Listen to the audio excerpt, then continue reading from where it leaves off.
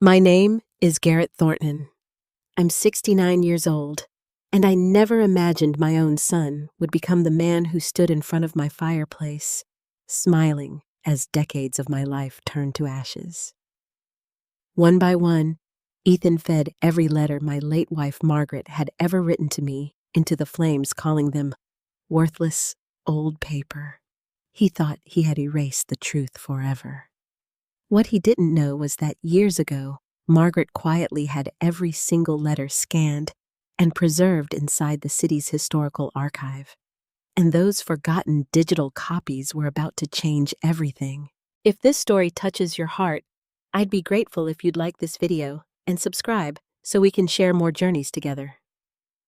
Before we continue, I'd love to know where you're watching from and what time it is where you are. And please tell me in the comments if someone destroyed the last memories of the person you loved most. Do you think you could ever forgive them? After Margaret died, silence became the loudest sound in my house. That old 2-story home in Columbus, Ohio, had once been full of her voice. Margaret sang while she folded laundry. She hummed hymns while stirring soup on Sunday afternoons.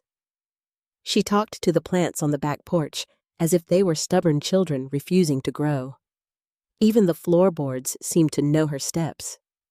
The third stair creaked when she came down in the morning, and for months after the funeral, I still woke up at 6 expecting to hear it. But there was only silence. I was 69 years old, retired from teaching history at Franklin High School, and living alone in a house that felt too big for one man and too full of memories to ever leave. I had spent 38 years standing in front of classrooms telling teenagers that history was not just dates and wars. It was letters, photographs, recipes, old church programs, newspaper clippings, and the stories people tried to forget. I used to tell my students, a family without memory is like a country without a map. I never imagined my own son would one day try to burn the map of our family. Ethan was my only child. When he was born, Margaret held him like heaven had placed the sun in her arms. We did not have much money then. I was a young teacher, and Margaret worked part-time at the public library. We clipped coupons, drove used cars, and saved change in coffee cans. But we gave Ethan everything we could. New shoes when mine had holes, a private tutor when he struggled with math, college tuition when Margaret and I had to postpone repairing the roof. I never regretted it. A parent does not keep a ledger of love. At least I didn't. Ethan grew into a sharp, ambitious man. He wore tailored suits, drove a black SUV, and spoke in that polished voice people use when they want the world to know they are important. He ran a consulting business downtown and liked to remind people that he had built everything from nothing. I never corrected him, even though I knew very well that nothing had included his mother's savings account, my extra summer teaching jobs, and the small inheritance Margaret received from her aunt. Margaret used to say, "Let him be proud, Garrett. Pride is easier to live with than shame." But after she passed, Ethan's pride hardened into something colder. At first, he came by every Sunday. He would bring store-bought pastries, sit at the kitchen table, and ask if I had paid the utilities. He checked the gutters, changed smoke detector batteries, and told me I should not climb ladders anymore. I appreciated it. A widower learns to accept help even when accepting help feels like admitting the world has changed. Then the visits became inspections. He walked through my house with narrowed eyes, pointing at things I had not noticed. "This carpet is a tripping hazard, Dad. That old stove is dangerous. You don't need all these books. This neighborhood isn't what it used to be." Then came the sentence that kept returning again and again. "You should sell this place." The first time he said it, I laughed softly. "Your mother picked every curtain in this house," I told him. "I'm not ready to leave." He looked around as if the house were not a home, but a problem waiting to be solved. "Mom is gone, Dad. You can't live inside a museum." That word stung more than I let him see. Museum. To him, my memories were clutter. To me, they were proof that I had lived a life filled with love. My daughter-in-law, Olivia, was even less subtle. She was a stylish woman with perfect nails, sharp opinions, and a way of smiling that never reached her eyes. She called me sweet when she disagreed with me, as if age had turned me into a child. Garrett, she once said while standing in my living room, a man your age should be somewhere easier. Maybe a senior community, somewhere with activities. People your own age. I have people my own age, I said. They're called friends. She gave Ethan a look, and they both smiled as though I had made a sad little joke. Only Grace, my granddaughter, still saw me clearly. Grace was 22, a college student at Ohio State, studying archival science of all things. Margaret would have loved that. Sometimes Grace came by after class with coffee and sat with me in the study. She never rushed me. She listened when I talked about Margaret. She asked about old photographs. She helped me label boxes in pencil instead of throwing things away. One afternoon, she found the wooden box. It sat in the bottom drawer of my roll-top desk, wrapped in a faded blue scarf Margaret had worn on our 25th anniversary. The box itself was cedar smooth from years of being touched with a tiny brass latch that had gone dark with age. Inside were the letters, hundreds of them. Some were written on yellow legal paper, some on hotel stationery, some on old library memo sheets Margaret had taken home by accident. Some were folded so many times the creases had become soft as cloth. They covered more than 40 years of marriage, our courtship, our struggles, Ethan's childhood, Margaret's fears, Margaret's dreams, and the parts of her heart she trusted only to paper. Grace lifted one carefully. "Grandpa," she whispered. "These are beautiful." I smiled, but my throat tightened. "Your grandmother believed words lasted longer than anger," I said. Grace read only a line before placing it back with reverence. "Dad knows about these."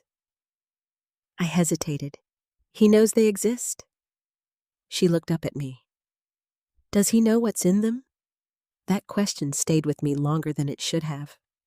Because the truth was, I did not know everything in them either. Margaret and I had written to each other for decades, but there were letters she had asked me not to open until she was gone. After the funeral, I tried once. I sat at my desk, opened the box, and unfolded one envelope with my name written in her careful script. But my hands shook so badly, I put it back. Grief does that. It turns even comfort into something too heavy to hold. Before she died, Margaret had made me promise 3 things. First, I would not sell the house quickly. Second, I would never sign legal papers without someone I trusted looking at them. Third, I would protect the letters. At the time, I thought she was simply afraid of being forgotten. Now I wonder if she was afraid of something else. There was one evening, about 6 months before she passed, when I found her sitting alone in the study. The cedar box was open in front of her. She was not crying, but her face had the stillness of someone carrying a burden too long. "What is it, Maggie?"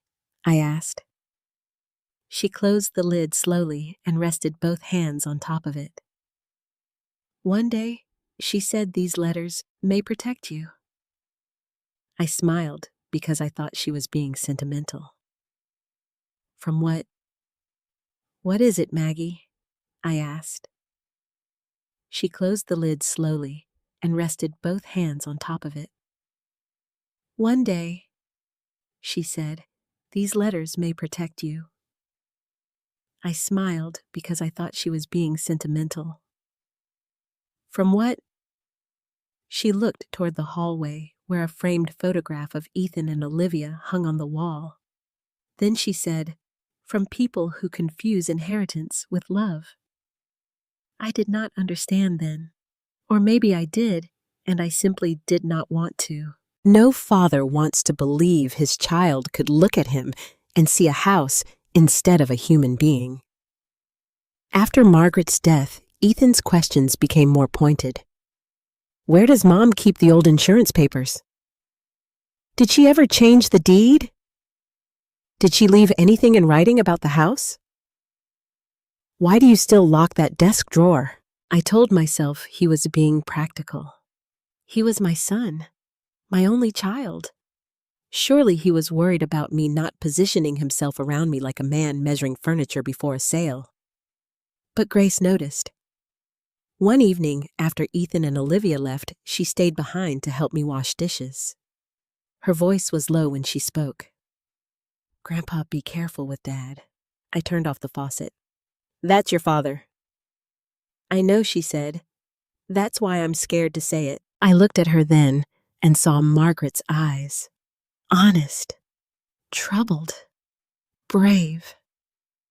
Grace dried her hands and glanced toward the study.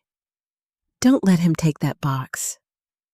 I wanted to tell her she was wrong. I wanted to tell her family did not do such things. I wanted to stand inside the old comfort of fatherhood, where Ethan was still the little boy, asleep against my shoulder during thunderstorms. Instead, I walked to the study that night and checked the drawer. The cedar box was still there. I placed my hand on top of it, feeling the faint ridges in the wood.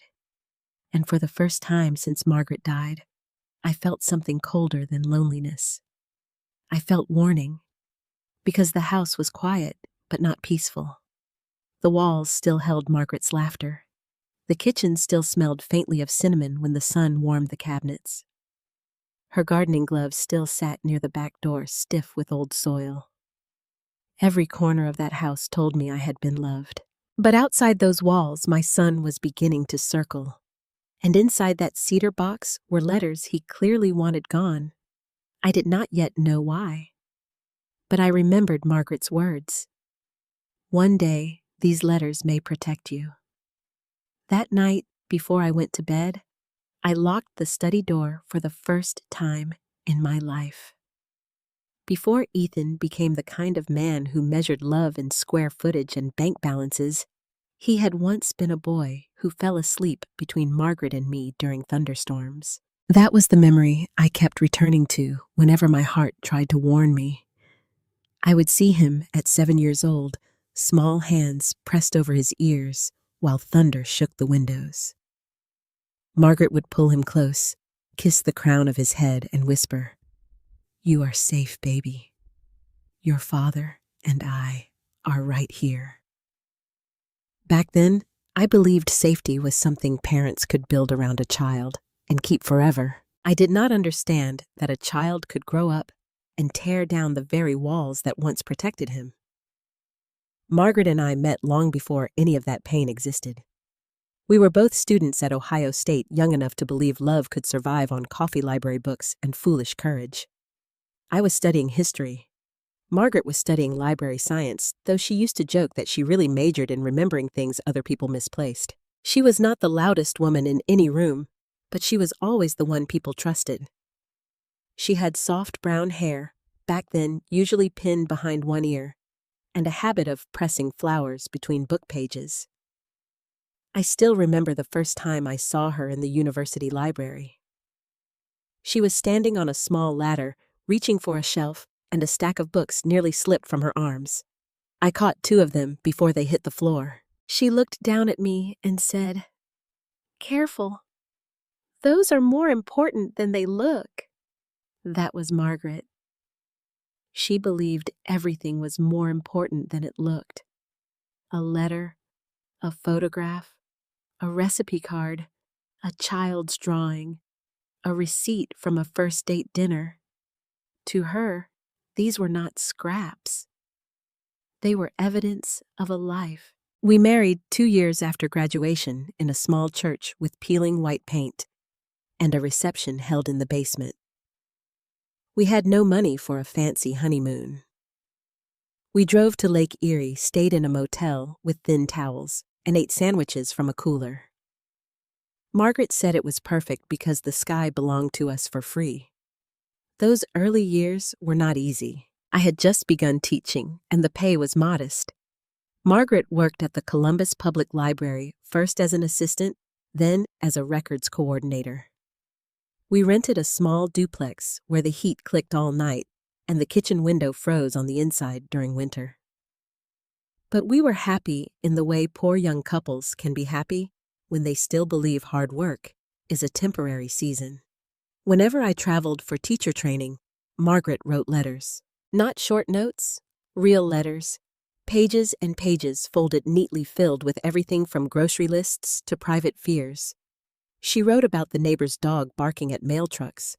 She wrote about a student I had mentioned and told me to be patient with him. She wrote about how much she missed hearing me clear my throat while reading the newspaper. And I wrote back. I told her about dull conference speakers, cheap motel coffee, and how every room felt colder without her in it. I told her that one day we would own a house with a study, and in that study I would keep every letter she ever sent me. Promise, she wrote back once. Promise, I answered. Years later, I kept that promise. The cedar box became our private archive. At first, it held only love letters. Then it held letters from harder years. When Ethan was born, Margaret wrote to me even when I was only across town, teaching summer classes. She left notes in my lunch bag. The baby smiled today, or buy diapers before coming home. Or I am tired, but happy.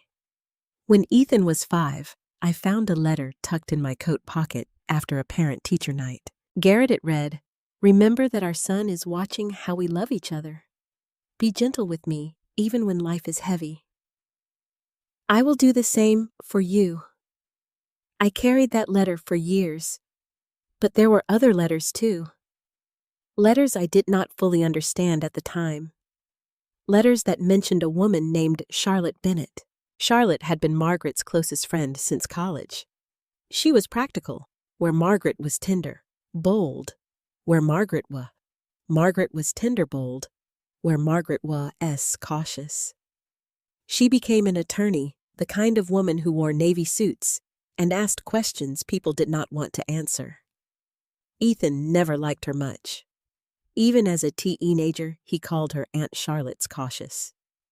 She became an attorney, the kind of woman who wore navy suits and asked questions people did not want to answer. Ethan never liked her much. Even as a teenager, he called her Aunt Charlotte, with a stiffness that sounded more like duty than affection.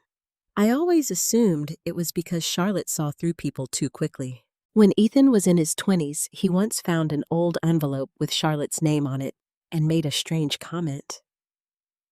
"Mom sure wrote to Charlotte a lot," he said. "She was her best friend," I answered. He turned the envelope over in his hands. "Dad, did you ever wonder if they were keeping things from you?" I laughed then, because the idea seemed ridiculous. "Your mother kept birthday gifts secret, not scandals." But Ethan did not laugh. He looked at the envelope for a moment too long before placing it back.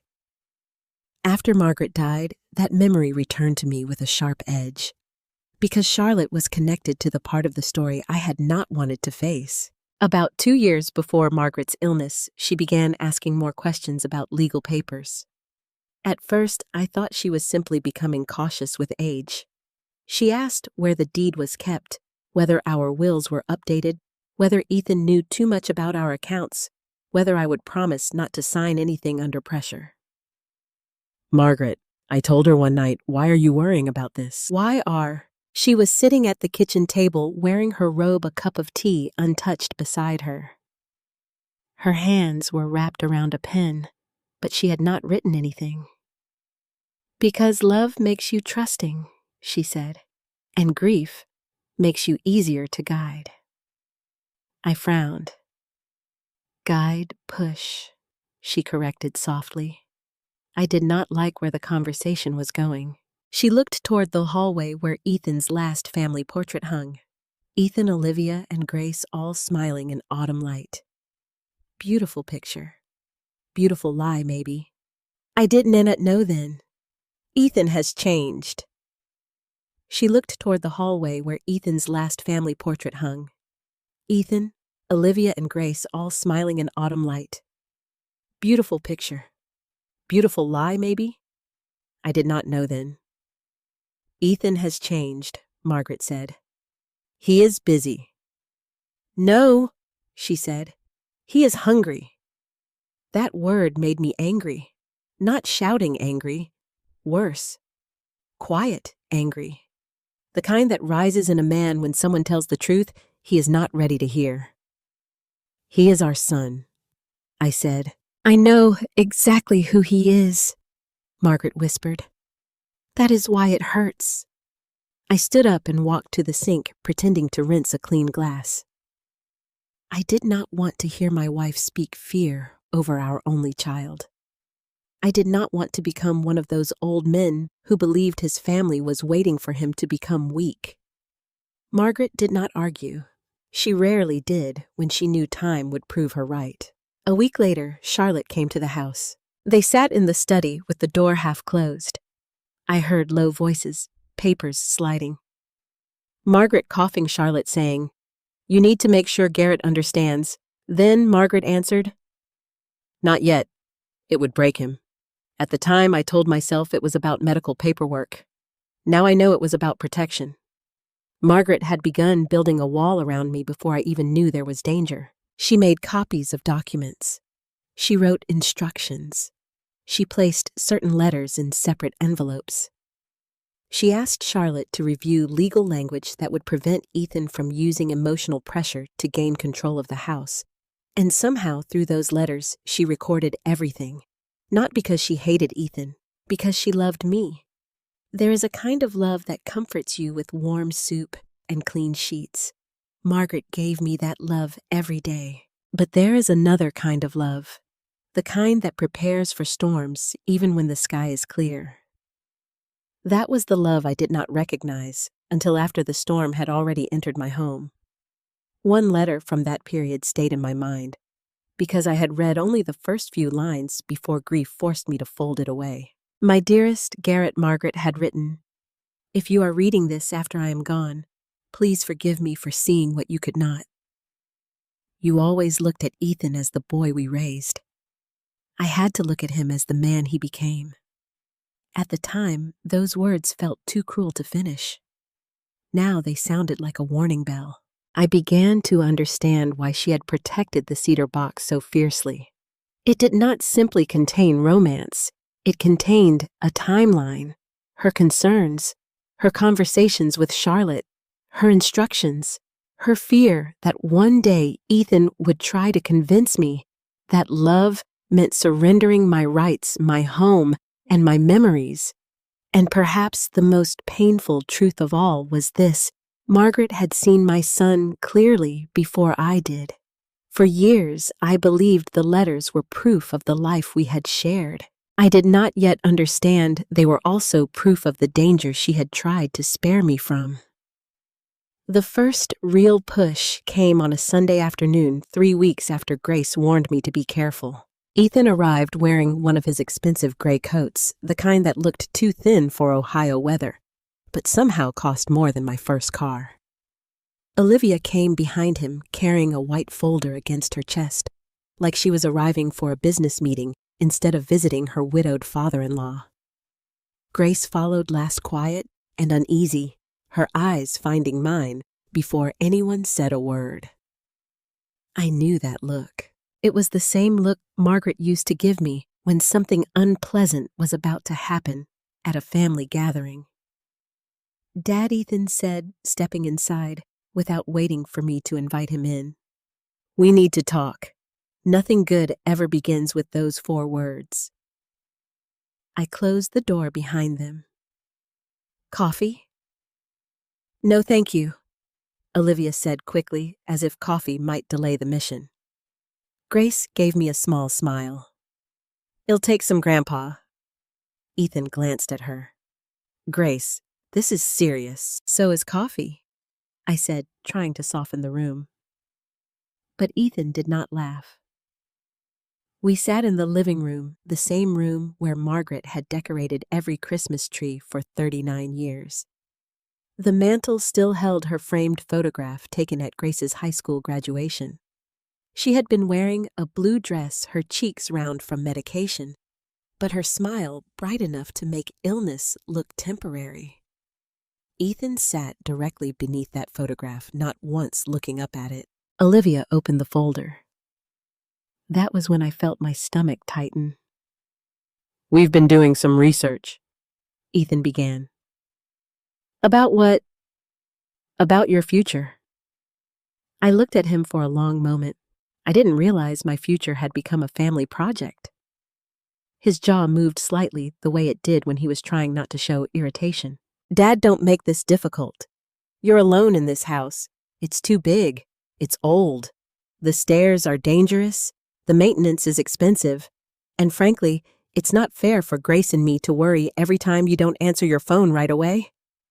Grace looked down at her lap.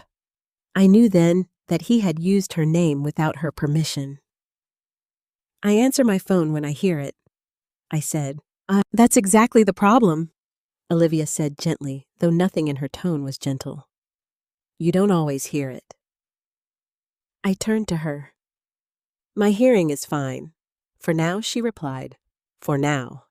2 words can carry an entire judgment. Ethan leaned forward. We found a senior living community in Dublin. Very nice. Independent apartments, dining room, fitness classes, transportation.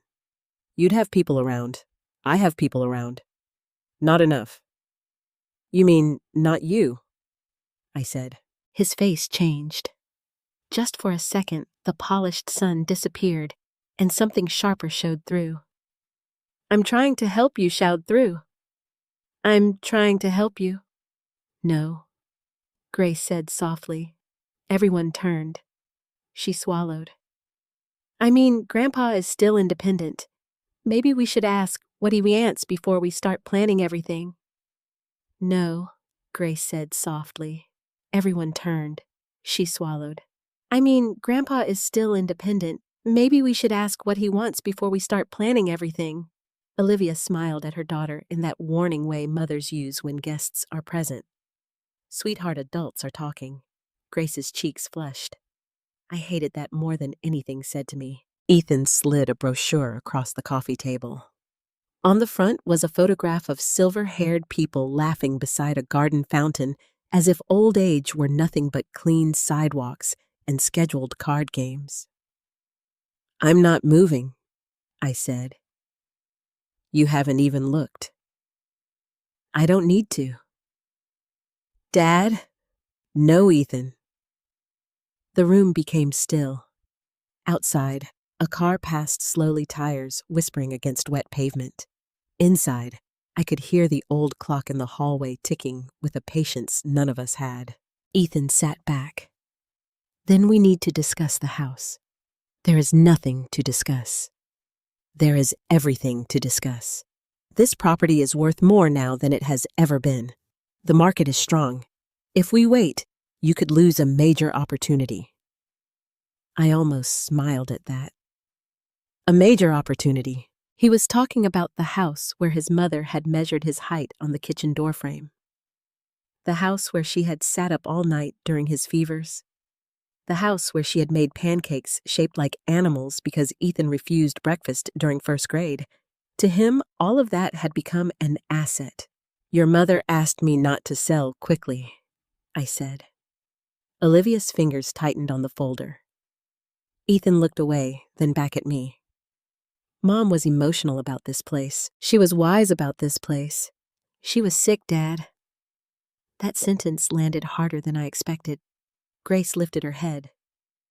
Dad, don't. But Ethan kept going. You know it's true.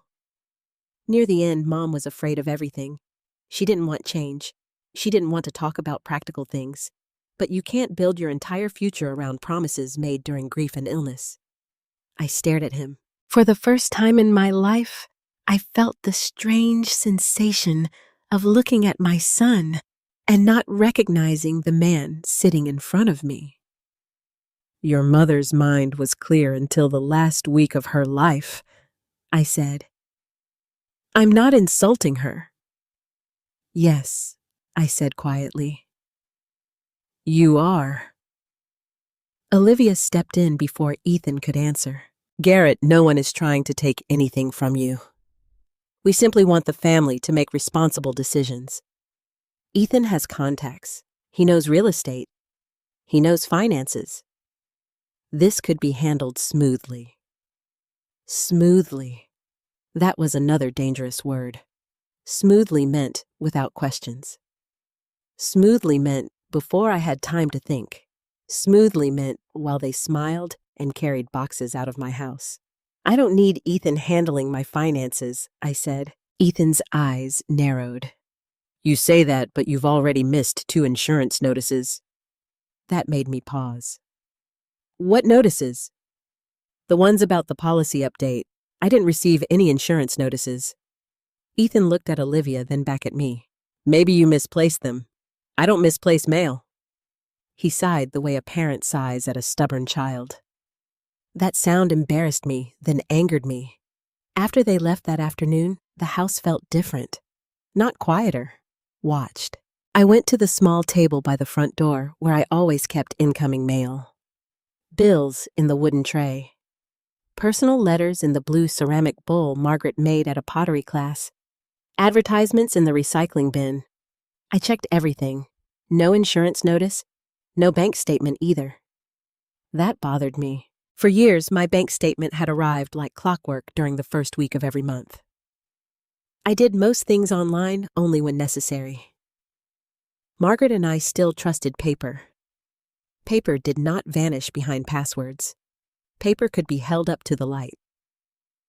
I went upstairs to the study, unlocked the desk, and pulled out my financial folder. Everything seemed in order at first. Then I noticed a missing envelope from Buckeye Mutual, our homeowner's insurance company. I knew it had been there. I remembered placing it behind the property tax file 2 months earlier. I checked again, slowly this time. Page by page. Gone. A cold pressure formed behind my ribs. The next morning, I called the insurance company. After 40 minutes of recorded menus and polite hold music, a young woman named Alicia finally came on the line. How can I help you today, Mr. Thornton? I want to confirm my mailing address. Of course. Can you verify your date of birth and the last 4 digits of your social security number? I did. Then she read an address that was not mine. It was Ethan's. For a few seconds, I said nothing. Mr. Thornton, she asked. When was that changed? There was a pause. Keyboard tapping. It looks like the mailing address was updated about 5 weeks ago. By whom? I'm sorry, I can't see a name here. It says the request came through the online portal. I don't use the online portal. Another pause. My hand tightened around the phone. Would you like me to change it back? She asked. Yes, I said, immediately. After I hung up, I sat at my desk and stared at Margaret's photograph. The one where she was standing in our backyard laughing because Grace had sprayed her with the garden hose. You knew, I whispered. The next call was to the bank. That one was worse. My primary mailing address had also been changed there, though, only for certain investment notices. Not my regular checking account. Not enough to alarm me quickly. Just enough to redirect important documents away from my eyes. The representative told me it had been done using security answers. Security answers? Ethan would know. Mother's maiden name. First pet. Street I grew up on. All the harmless family facts that become keys in the wrong hands. By noon, my hands were shaking so badly, I spilled coffee across the kitchen counter. I wanted to call Ethan and demand an explanation, but Margaret's voice stopped me. Don't confront a person before you understand what they are hiding. That was something she used to say when we watched crime dramas together. I had laughed at the time. I was not laughing now. Instead, I searched my files. Deeds, insurance, bank papers, pension documents, Margaret's will, my will. The folder Charlotte Bennett had prepared after Margaret insisted we update everything. There, tucked behind a copy of the deed, was a yellow sticky note in Margaret's handwriting. Garrett, if Ethan ever pressures you about the house call Charlotte before signing anything. My knees weakened. I sat down. For a while, I could do nothing but hold that note. It was not dramatic. It was not poetic. It was just one sentence from a woman who had loved me enough to prepare for the day I would be too heartbroken to protect myself. That evening, Grace came by without calling first. She found me at the kitchen table surrounded by papers. "Grandpa," she said. "What happened?" I showed her the changed addresses. Her face went pale. "I knew something was wrong," she whispered. "What do you know?" She sat down across from me and twisted her fingers together. "Dad has been talking to a realtor." My chest tightened. "For this house?" She nodded. "He told Mom he had a buyer who wouldn't make things complicated. Someone named Brian Collins. I heard them arguing about timing. Mom said they needed you to sign first, and Dad said you would once they made you understand you couldn't manage alone." The room seemed to tilt. Brian Collins. I did not know the name, but I would never forget it after that. Grace reached across the table and took my hand. "Grandpa M's sorry." I looked at her young face, so full of guilt for sins that were not hers. "You have nothing to be sorry for." She swallowed hard. "There's more." I waited. She glanced toward the hallway, toward the study. "Dad asked me if I knew where Grandma kept her old letters. He said they were confusing you. He said if I loved you, I'd help him get rid of anything that kept you stuck in the past." For a moment, I could not breathe. The letters. Of course, the house was one thing. The accounts were another. But the letters were different. Those letters held Margaret's warnings, Charlotte's name, and maybe instructions I had not yet found the courage to read. Ethan did not just want the house. He wanted the evidence of why he should never be trusted with it. That night after Grace left, I went upstairs and stood outside my study door. My key felt heavy in my hand. The hallway was dark, except for the lamp Margaret used to leave on for me when I graded papers late into the night. I unlocked the door. The cedar box was still in the drawer. I exhaled, but the relief did not last. Because now I understood the truth. Ethan was not planning to help me. He was planning around me, and somewhere already printed, already waiting. There was likely a contract with my home reduced to numbers, my grief reduced to weakness, and my signature reduced to the final obstacle. I locked the drawer again. Then I locked the study door. And for the first time in my life, I was afraid of my own son. Ethan called it a family dinner. That should have been my first warning. In our family dinner used to mean Margaret standing at the stove with flour on her cheek, telling everyone to sit before the food got cold. It meant Grace sneaking olives from the salad bowl. It meant Ethan coming in late from work but still kissing his mother's forehead before taking his seat. It meant noise warmth and the kind of ordinary love you never think to protect because you assume it will always be there. But this dinner was not at my house. It was at Ethan and Olivia's place in Upper Arlington, inside a dining room so clean and polished it felt more like a furniture showroom than a home. The table had been set with white plates, silver napkin rings, and a centerpiece of flowers that looked expensive but had no scent. Olivia greeted me at the door with a bright smile and a kiss near my cheek without actually touching it. "Garrett, I'm so glad you came." Her tone made it sound as if attendance had been doubtful. Ethan appeared behind her, already wearing his serious face. "Dad," he said, "come in. We're just trying to have a calm conversation tonight." I had not said a word yet, but apparently I was already being warned to behave. Grace was in the kitchen arranging glasses on a tray. When she saw me, relief passed over her face. She came quickly and hugged me. "Hi, Grandpa." I held her a little longer than usual. "Hi, sweetheart," she whispered so low I almost missed it. "Don't sign anything?" My body stiffened. Before I could answer, Olivia called from the dining room. "Grace, honey, bring the water, please." Grace stepped back, her eyes pleading with me to understand. I understood enough. Dinner itself was painfully polite. roasted chicken, asparagus, wild rice. Ethan asked about my furnace. Olivia asked if I had been getting out enough, though she did not ask where I might want to go. Grace barely touched her food. I answered in short sentences, watching the white folder sitting on the sideboard behind Ethan's chair. It waited there, like a loaded weapon. After dessert, Olivia cleared the plates too quickly.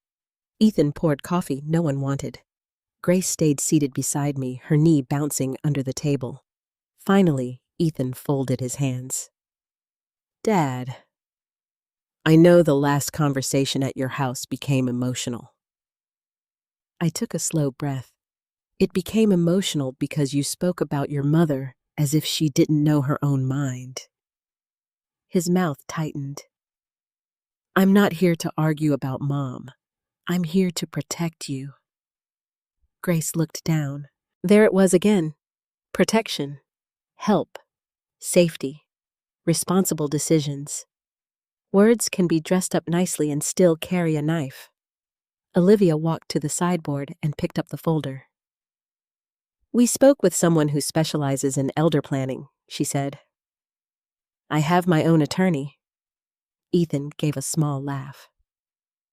Charlotte Bennett, Dad, she hasn't practiced actively in years. She knows this family. That's exactly the problem, Olivia said. I looked at her. She softened her expression. I only mean, sometimes an outsider can be more objective. Objective about what Ethan opened the folder and slid several papers across the table. A limited power of attorney. I did not touch them. He continued. It would allow me to help manage certain matters for you. Bills, insurance, property decisions. Nothing extreme. Property decisions, I repeated. Dad, don't grab one phrase and make it sound sinister. I didn't have to. It sounded that way when you said it. Grace pressed her lips together, fighting either fear or a smile. Maybe both. Ethan's patience thinned. This is exactly why we need structure. You're becoming suspicious of everyone. Not everyone. Me then, I looked at my son across the table. The chandelier light shone on his face, and for one painful second, I saw him at 12 years old, sitting at our kitchen table. Years old, sitting at our kitchen table, with his math homework, angry tears in his eyes, because he could not understand fractions. I had pulled up a chair beside him. Auntie said, "Well, figure it out together."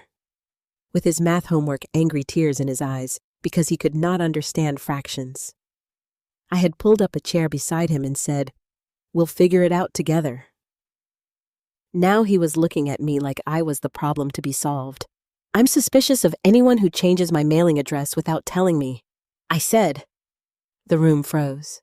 Olivia's hand stopped halfway to her coffee cup. Ethan blinked once. What are you talking about? My insurance notices, my investment documents, both were redirected to your address. Grace turned sharply toward her father. Dad, Ethan did not look at her. I was trying to keep track of things he said. You didn't ask. You've missed mail before. No, Ethan, I have not. You forget things. I forget where I put my glasses. I do not forget where I live, Grace whispered. Oh my God. Olivia leaned forward, her voice low and controlled. Garrett, please. No one did anything malicious. Ethan is under a lot of stress, and you have been resistant to basic planning. Basic planning does not require secrecy. Ethan tapped the papers with 2 fingers. This is why I wanted this signed. So nothing has to be done awkwardly. I stared at him. There are moments when a person shows you the truth so plainly that denial becomes embarrassing. So you admit you did it. I admit I stepped in where you refused to be practical. I pushed the papers back toward him. I will not sign this. His face darkened. Dad, you're making a mistake. It's mine to make. No, he snapped. That's the point. Your mistakes won't only affect you. They affect the whole family. I felt the old wound open. There it was. the whole family. But he meant himself, his plans, his inheritance, his convenience. Olivia stood and began pacing slowly near the window. Garrett, the house is deteriorating. You can't maintain it. You won't modernize it. You won't even consider selling. It's selfish. Grace looked up. Mom. Olivia turned on her. No, Grace. Someone needs to say it. Your grandfather is clinging to the past and forcing everyone else to orbit his grief. The words hit me, but I did not let them knock me down. I had lived through Margaret's hospital bed, through the funeral, through waking up alone for the first time in 43 years. A sharp-tongued woman in a perfect dining room was not going to finish me. My grief is not a burden I asked you to carry, I said. Ethan laughed bitterly. Then stop building shrines to it. Grace's eyes filled with tears. I knew before he said the next words that they would involve the letters. That box in your study, he said. Those old letters. Do you know how unhealthy that is? Sitting around reading dead conversations, letting Mom's fears control you. I felt heat rise in my chest. You have no right to speak of those letters.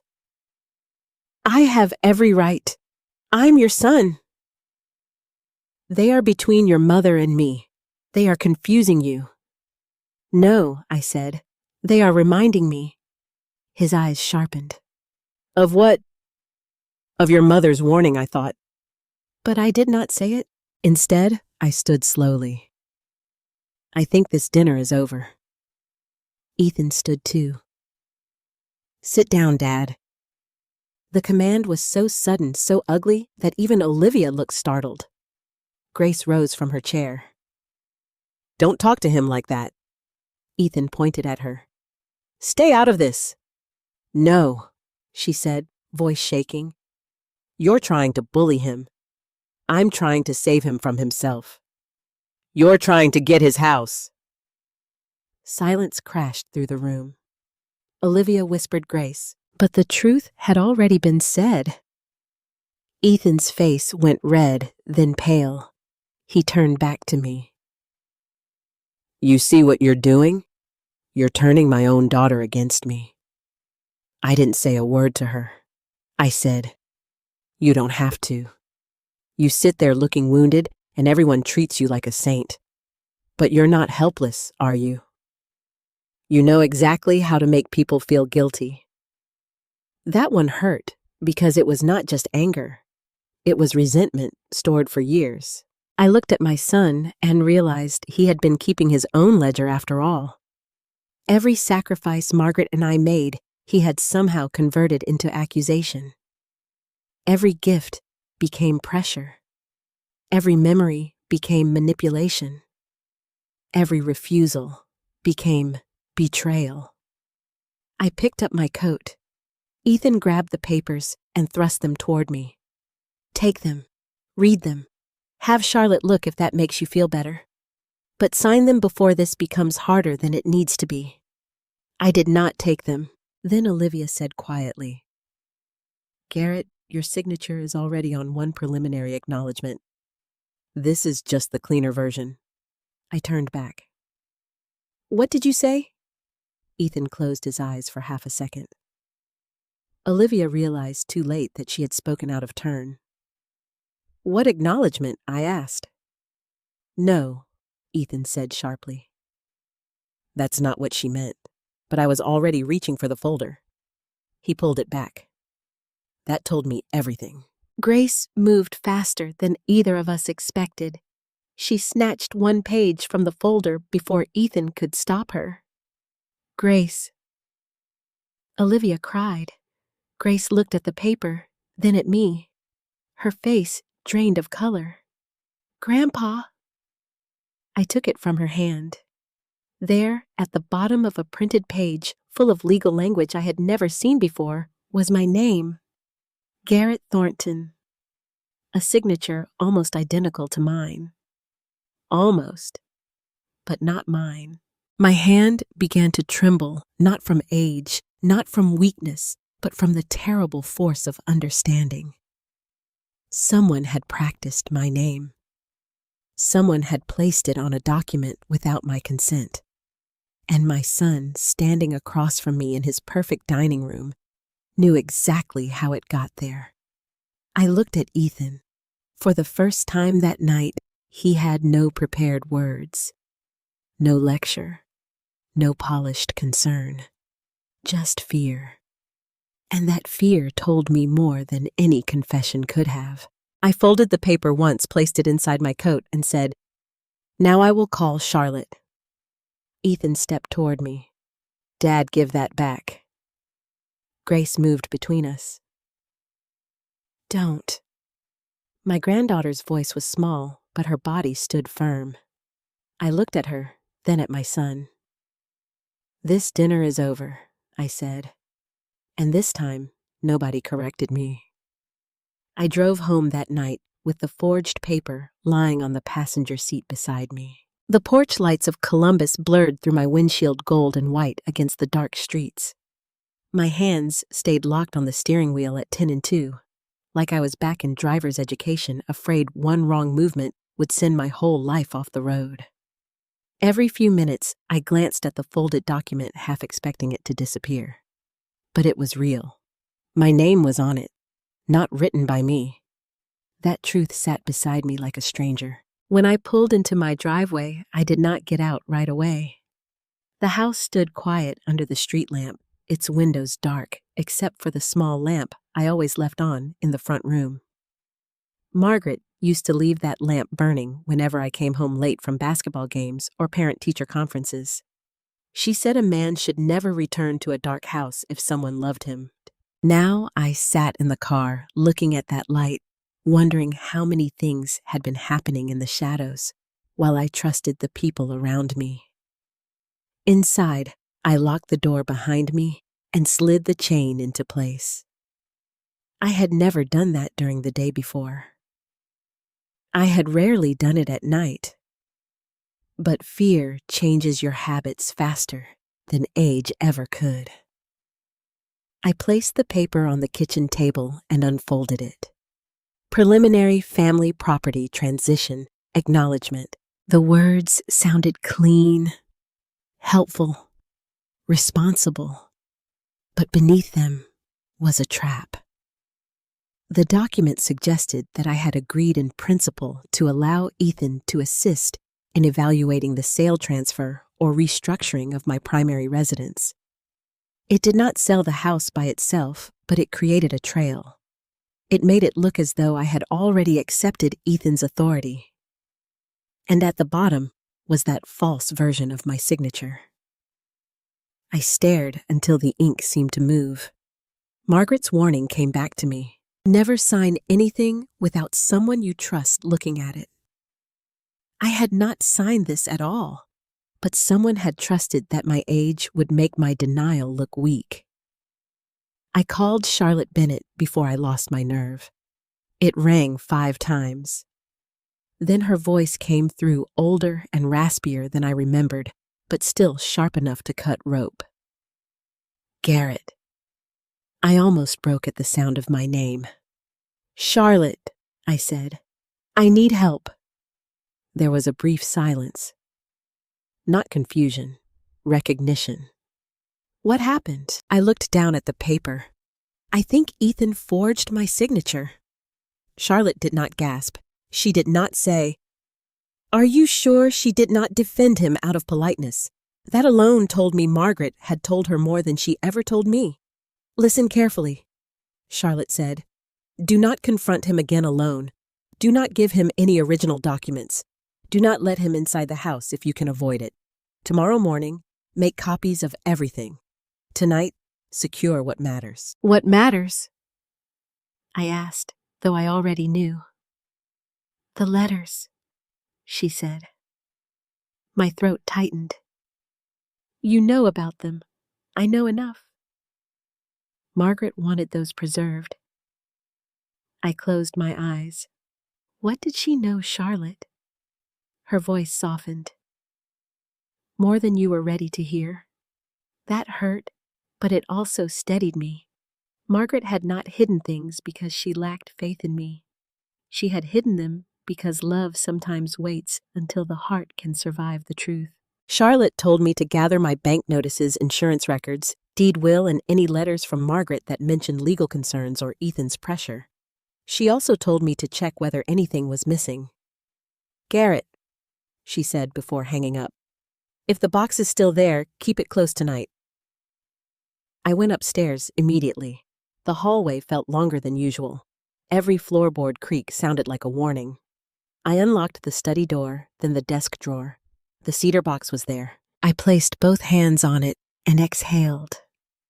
For a moment, I simply stood there, feeling the smooth wood beneath my palms.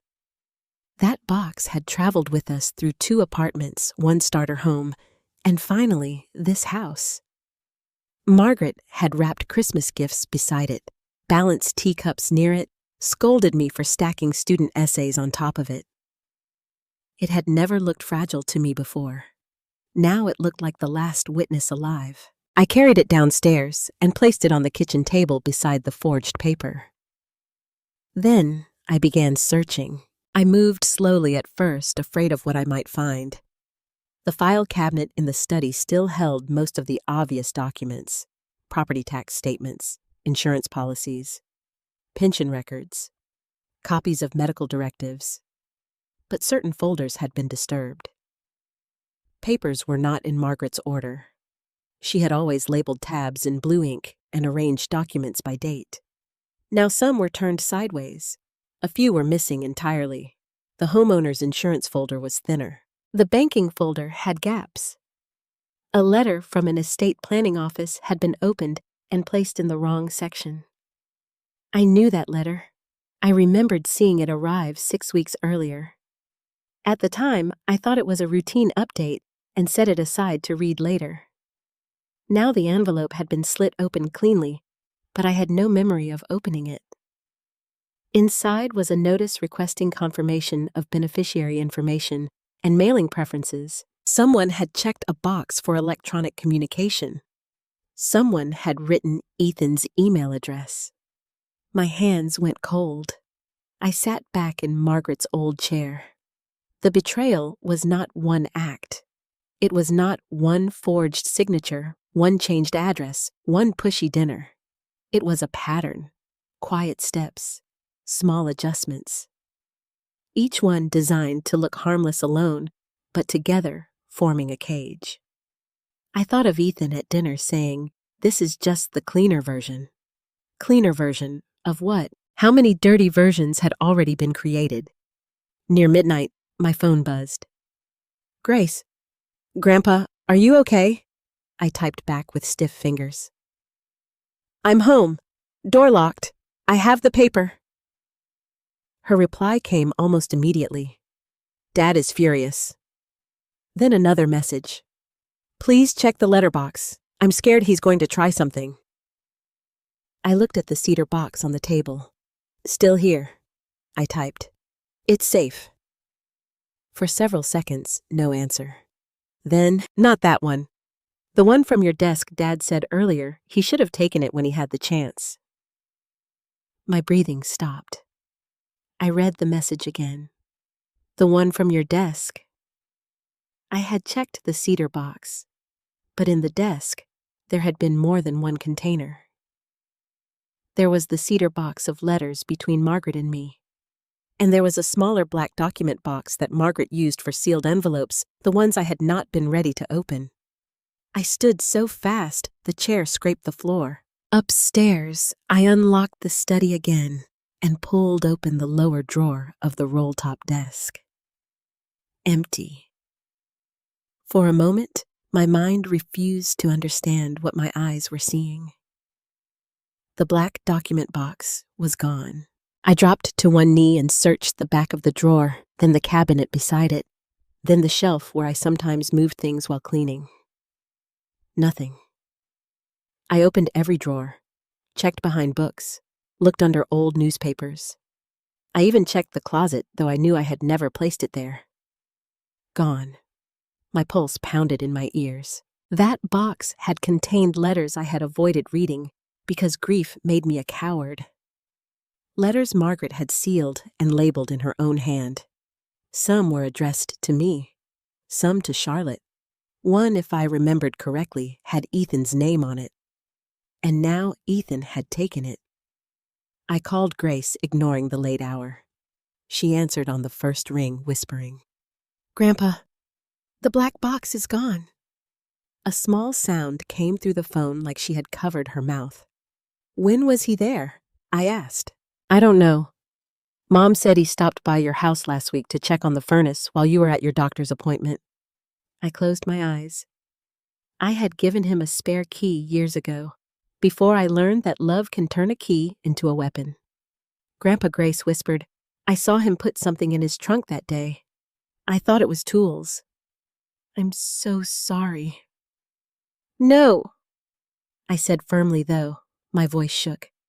"You are not responsible for your father's choices. What are you going to do?" I looked at the empty drawer. "I'm going to get it back."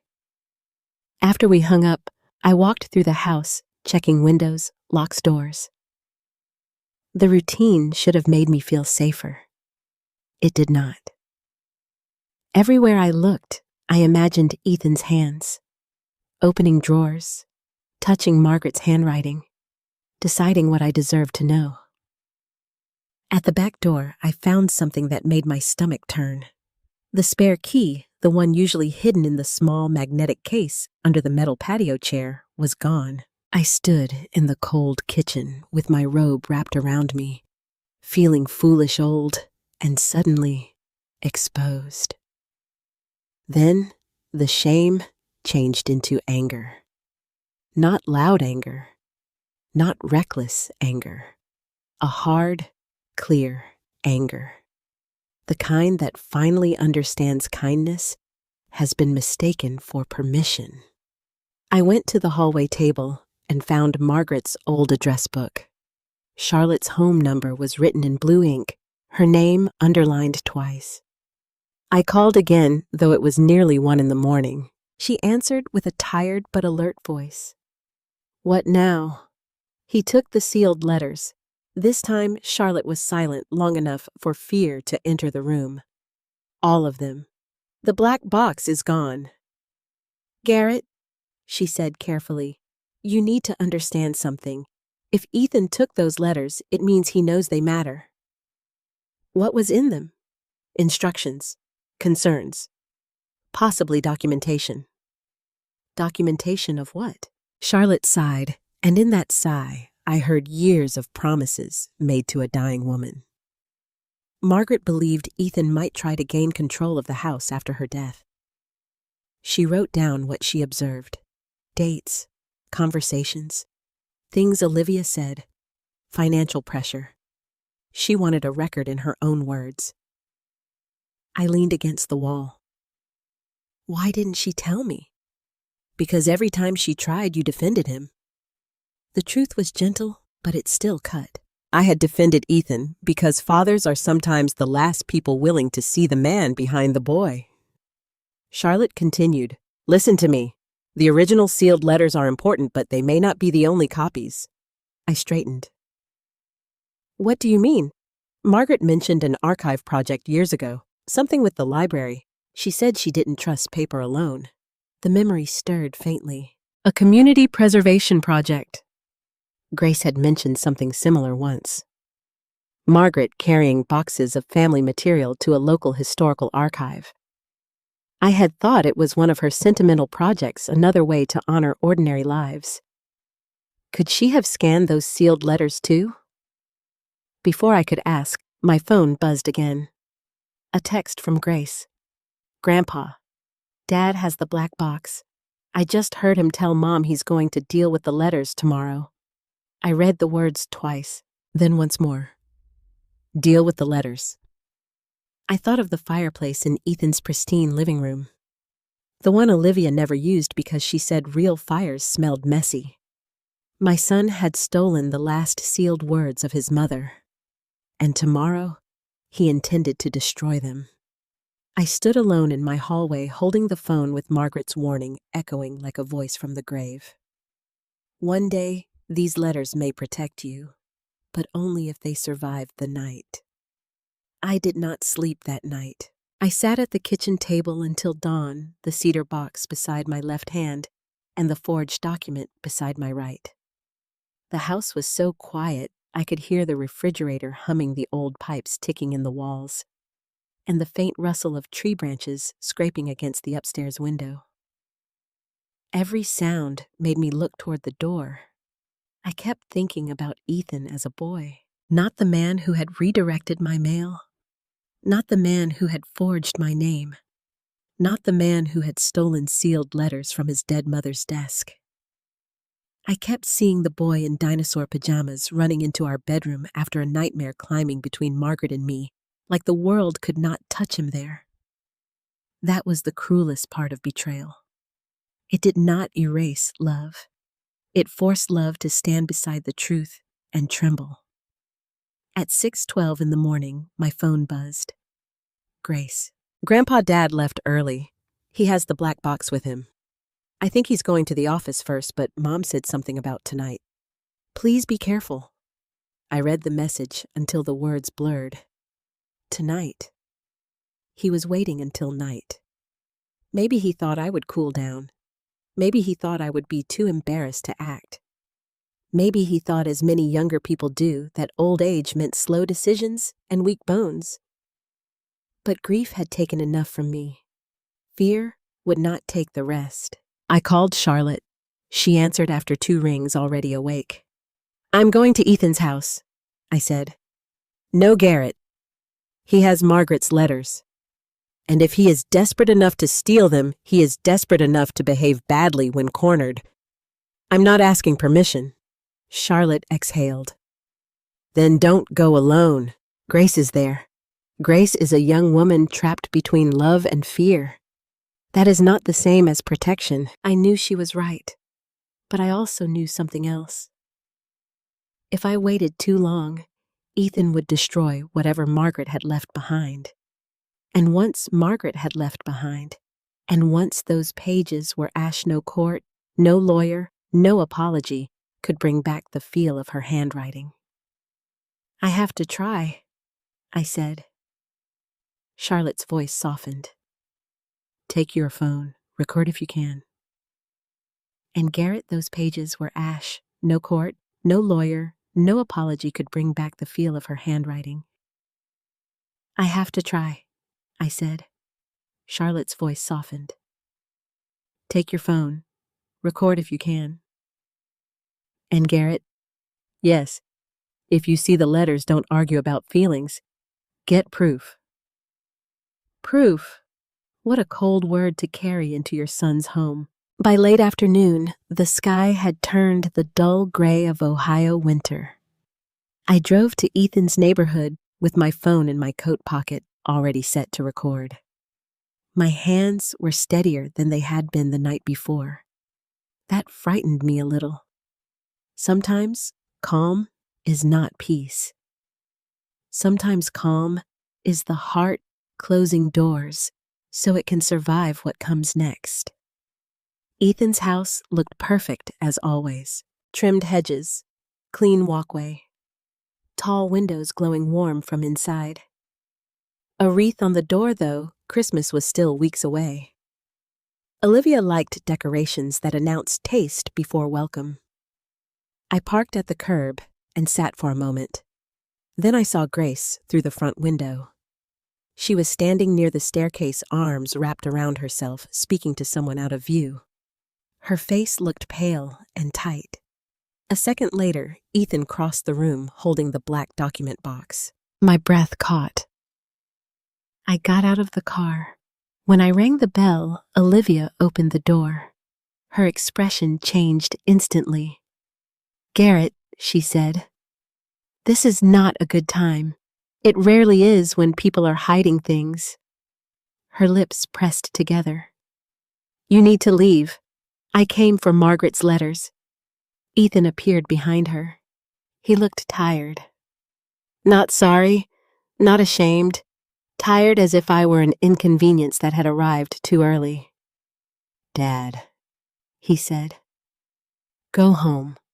Give me the box. His eyes flicked toward my coat pocket. Are you recording me? I did not answer. That was answer enough. He laughed once bitterly. Unbelievable. My own father comes to my house like I'm some criminal. You stole from me. I removed something harmful. Those letters belonged to your mother. They belonged to this family. No, I said. They belonged to the truth. Grace moved behind him. Dad, please, just give them back. Ethan turned on her. Enough. She flinched. That small movement broke something open in me. Do not speak to her that way, I said. He stepped toward me. You don't get to come into my house and tell me how to talk to my daughter. And you don't get to walk into mine and take what your mother left behind. For a second, we stood there like two strangers wearing familiar faces.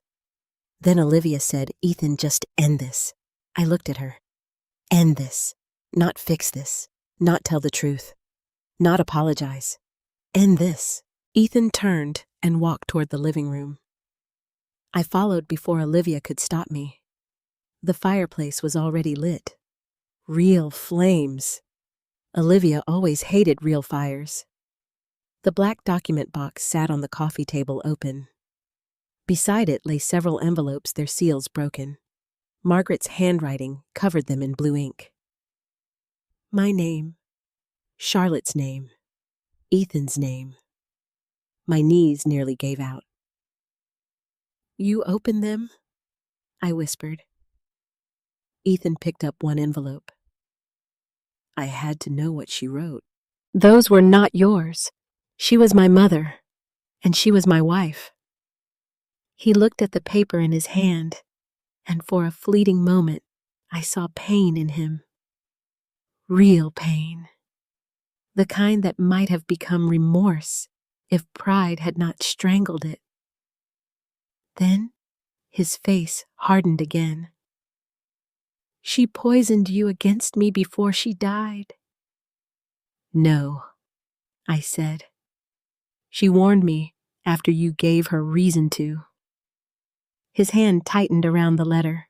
You don't know what it was like, he said, growing up in this house with two people who turned every little thing into a lesson. Responsibility, gratitude, sacrifice.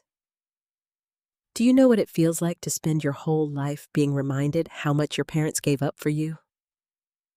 I stared at him. We never asked you to repay us. You didn't have to. It was in every look, every story about working extra jobs. Every time Mom said, we just want you to remember where you came from. Grace began crying silently. I heard Margaret's voice in my memory, soft and loving, never cruel. But Ethan had heard it through the ears of resentment. Somehow, our love had become a debt in his mind. You could have told me you were angry, I said. He laughed. Would you have listened? Or would you have given me another speech about family? I would have listened. No, Dad. You would have defended Mom. You always did. He stepped closer to the fireplace. My heart slammed against my ribs. Ethan, I said carefully, put the letter down. He looked at the flames. It's too late for all this. No, she's gone. These papers are just keeping you trapped. No, son. They are keeping you accountable. That word did it. Accountable. His face twisted. He threw the first letter into the fire. Grace cried out. I moved forward, but Olivia grabbed my arm. Don't! I pulled free, but Ethan had already taken another envelope. Stop! I shouted. He tore it in half. The sound was small. Paper tearing is not loud. But to me, it sounded like bones breaking. He threw the torn halves into the flames. Margaret's handwriting curled black at the edges. Blue ink vanished into smoke. My wife's words she had pressed onto paper with living hands, lifted in sparks and disappeared. "Ethan, please," I said. I was no longer commanding him. I was begging. A father should not have to beg his son to respect his mother's final words. But there I was. Ethan's eyes were wet now, though his voice stayed cold. "She should have trusted me." "She did," I whispered, "until you taught her not to." He froze. For 1 second, I thought I had reached him. Then he swept the remaining letters from the table into his hands. Grace rushed forward. "Dad, no!" "No." He shoved her back, not hard enough to throw her down, but hard enough to make her stumble. That was when I stopped seeing a wounded son. I saw a dangerous man. I caught Grace by the shoulder and pulled her behind me. "Enough," I said. But Ethan was already at the fireplace. He dropped the letters in. All of them. Margaret's sealed words collapsed into flame. I stood there, unable to move, unable to speak, unable even to weep. The fire snapped and glowed, eating 40 years of trust warnings, love, fear, and tenderness. Olivia covered her mouth. Grace sobbed. Ethan stared into the flames like a man trying to convince himself destruction was the same as freedom. When the last envelope blackened, he turned to me. "There," he said, voice shaking. "Now it's over." I looked at the ashes. Then I looked at him. And in that moment, something strange happened. The grief was still there, the shock, the rage. But beneath it, a memory rose from deep inside me. Margaret at the Columbus Historical Archive, years ago, standing beside a scanner with a young archivist laughing because the machine kept jamming on old folded paper. She had brought boxes of family letters for a community preservation project. I remembered teasing her. "Maggie, why scan letters we already have?" She had smiled at me over her glasses. "Because paper can burn, Garrett." At the time, I thought she meant accidents, house fires, floods, carelessness. Now I understood. She had meant this. Ethan did not know. Olivia did not know. Even Grace did not know. But Margaret, my careful wise, Margaret had trusted history more than family pride. I slowly reached into my coat pocket and stopped the recording. Ethan noticed. His face changed. "What did you do?" I did not answer him. I took Grace's hand. "Come on, sweetheart." Ethan stepped forward. "Dad." I looked back once. The son I raised was still somewhere inside him, perhaps buried under fear, greed, shame, and debt. But I could no longer dig for him with my bare hands. Not while he kept setting fires. "You burned paper," I said quietly. "Not the truth." Then I walked out with my granddaughter beside me, leaving my son standing in the glow of the flames he thought had saved him. He had no idea those letters had already survived him. The next morning, I went to the archive before it opened. Grace wanted to come with me, but I told her to stay home and rest. She had cried most of the night on my sofa, wrapped in one of Margaret's old quilts, her phone clutched in her hand, as if Ethan might call and apologize. He did not. I made her pancakes before I left because that was what Margaret would have done. Grace tried to eat, but after 2 bites, she put down her fork and whispered, "I hate that I still love him." I stood beside her chair and placed my hand on her shoulder. "That means your heart is alive," I said. "It does not mean what he did was right." She looked up at me with swollen eyes. "Grandpa, what if the scans aren't there?" I had no answer that would not sound like a lie, so I told her the truth. "Then we will still stand, but I believe your grandmother was wiser than all of us. The Columbus Historical Archive was tucked inside an old brick building near the main library, with tall, narrow windows and stone steps worn smooth by generations of shoes. Margaret had loved that place. She used to say archives were not for the famous. They were for the forgotten voices that still deserved a witness. I arrived 20 minutes early and sat in my car watching staff members enter through a side door. My chest felt tight, but not with fear exactly. It was the feeling a person gets before opening a letter that might change his life. At 9 o'clock, I climbed the steps. Inside, the air smelled of paper wood polish and old heating vents. The lobby was quiet except for the faint hum of fluorescent lights. A young man at the front desk looked up and smiled. "Good morning. Can I help you?" "My name is Garrett Thornton," I said. "I'm looking for a family correspondence collection. It may be under Thornton or Margaret Thornton." He typed something into his computer. "Do you have an appointment?" "No. We usually require appointments for special collections." My heart sank. Then a woman's voice called from behind him. "Did you say Thornton?" I turned. A woman in her early 60s stood in the doorway behind the desk. She had silver hair cut neatly at her chin, dark-rimmed glasses, and a cardigan the color of oatmeal. Her name badge read Linda Foster. I recognized her immediately, though the years had softened us both. "You're Linda," I said. She smiled slowly. "And you're Margaret's husband." My throat tightened at how naturally she said it. Not widower, not surviving spouse. Margaret's husband. As if that was still the truest thing about me. "Yes," I said. "I am Garrett." Linda came around the desk and took both my hands in hers. "Oh, Mr. Thornton, your wife was one of my favorite people in that entire preservation project." I tried to speak, but grief rose too quickly. Linda seemed to understand. People who work with old letters learn to respect silence. "Come with me," she said. She led me through a locked door and down a hallway lined with framed photographs of Columbus neighborhoods from decades past. Streetcars, church picnics, school groups, factory workers, families standing stiffly in Sunday clothes.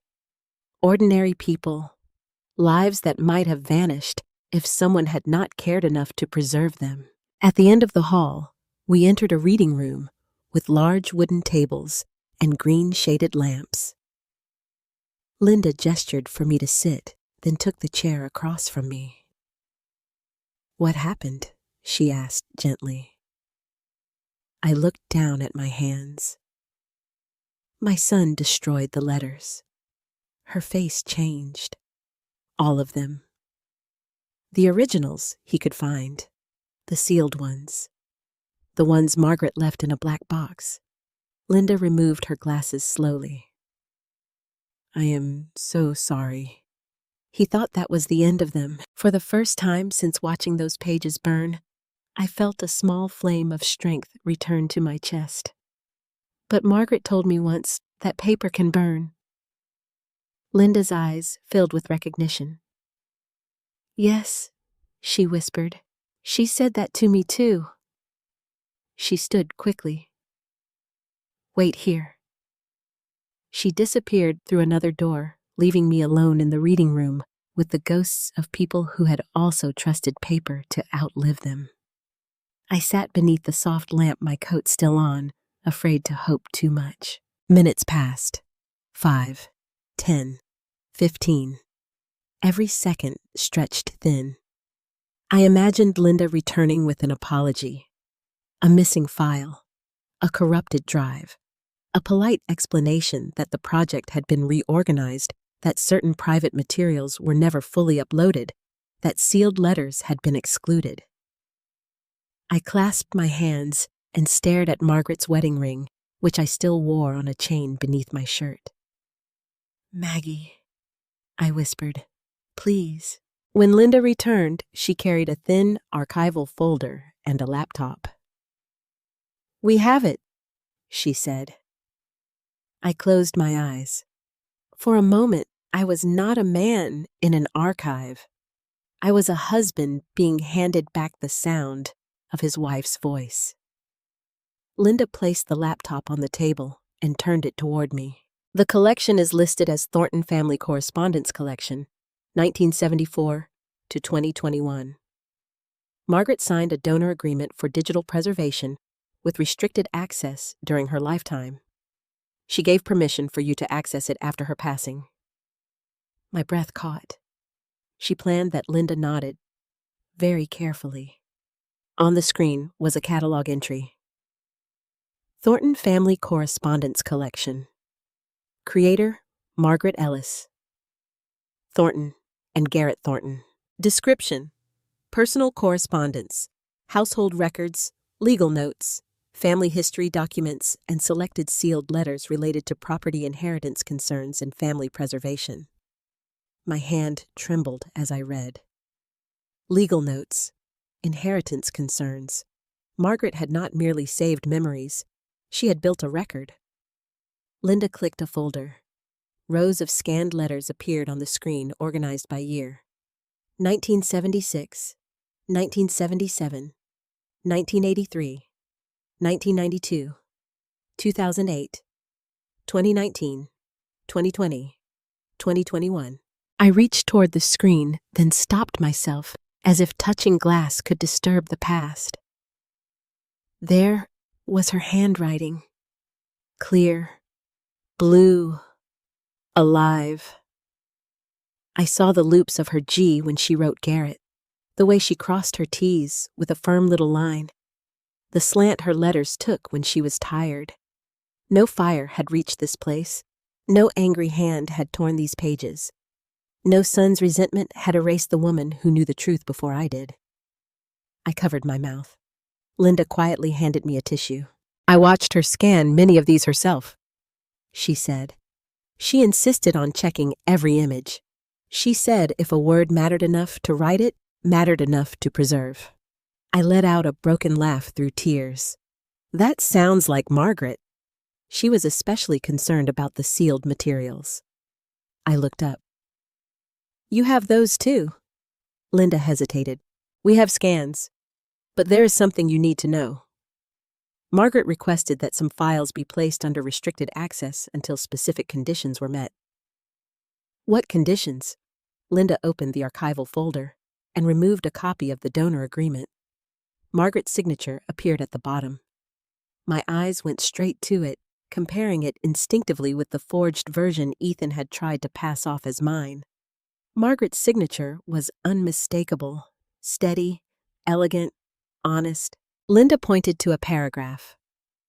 Access allowed to Garrett Thornton upon Margaret Thornton's death, especially in the event of disputed property decisions, contested power of attorney, unauthorized transfer attempts, or destruction of original family correspondence. I read the sentence once, then again. Destruction of original family correspondence. My wife had predicted even that. A chill moved through me. She knew I said. Linda's voice was gentle. She feared. Sometimes fear, when written down clearly, becomes protection. Linda clicked another folder labeled Restricted MT. A password screen appeared. She gave me instructions, Linda said. I can open this for you, but I need to document why access is being granted. My son burned the originals last night, I said, and I have a recording. Linda's expression tightened, not with surprise now, but with resolve. Then we will document that. She filled out a form, asked me the date, time, location, and names present.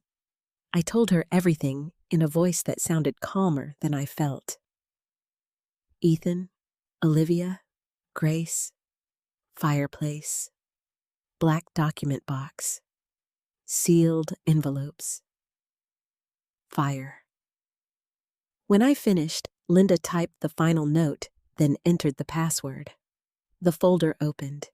Inside were subfolders, letters to Garrett, letters to Charlotte, letters regarding Ethan, legal timeline, property protection, and one folder at the bottom that made my heart stop. For Ethan when he is ready. I stared at it. Linda did not click it. That one has a separate note, she said. What does it say?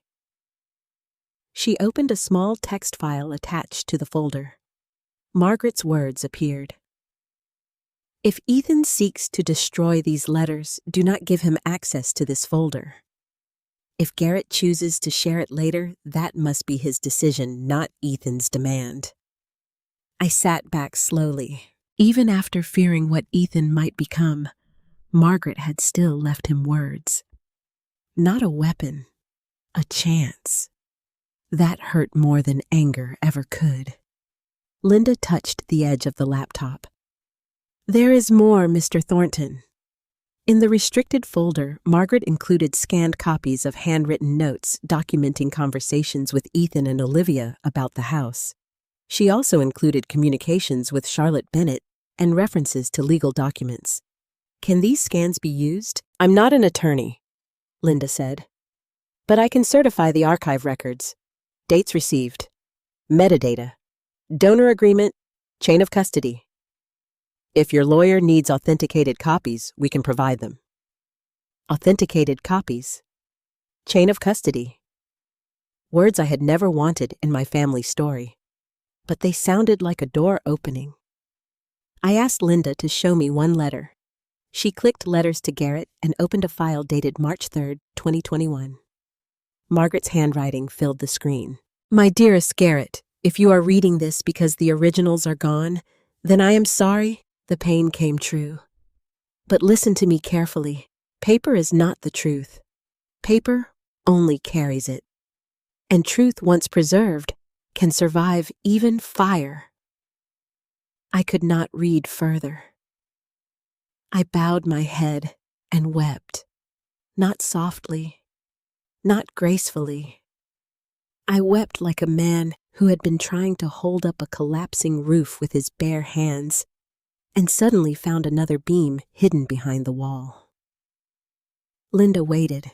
When I finally looked up, she said, Would you like me to print copies? I wiped my face. Yes, I said, but first I need to call Charlotte. My voice no longer shook. I had walked into that archive afraid I might find only absence. Instead, I found Margaret waiting. Not in body, not in breath, but in ink-light memory and truth. And for the first time since Ethan fed those letters into the flames, I understood something clearly. He had destroyed what he could hold. Margaret had saved what mattered. Linda opened the folder marked Letters Regarding Ethan, and for a moment, I almost asked her to close it. There are truths a man spends his whole life avoiding because he knows once he sees them, he can never return to the softer version of the world he built in his heart. Ethan was my son, my only child. I had held his tiny body in a hospital room and promised him silently that I would always believe the best of him.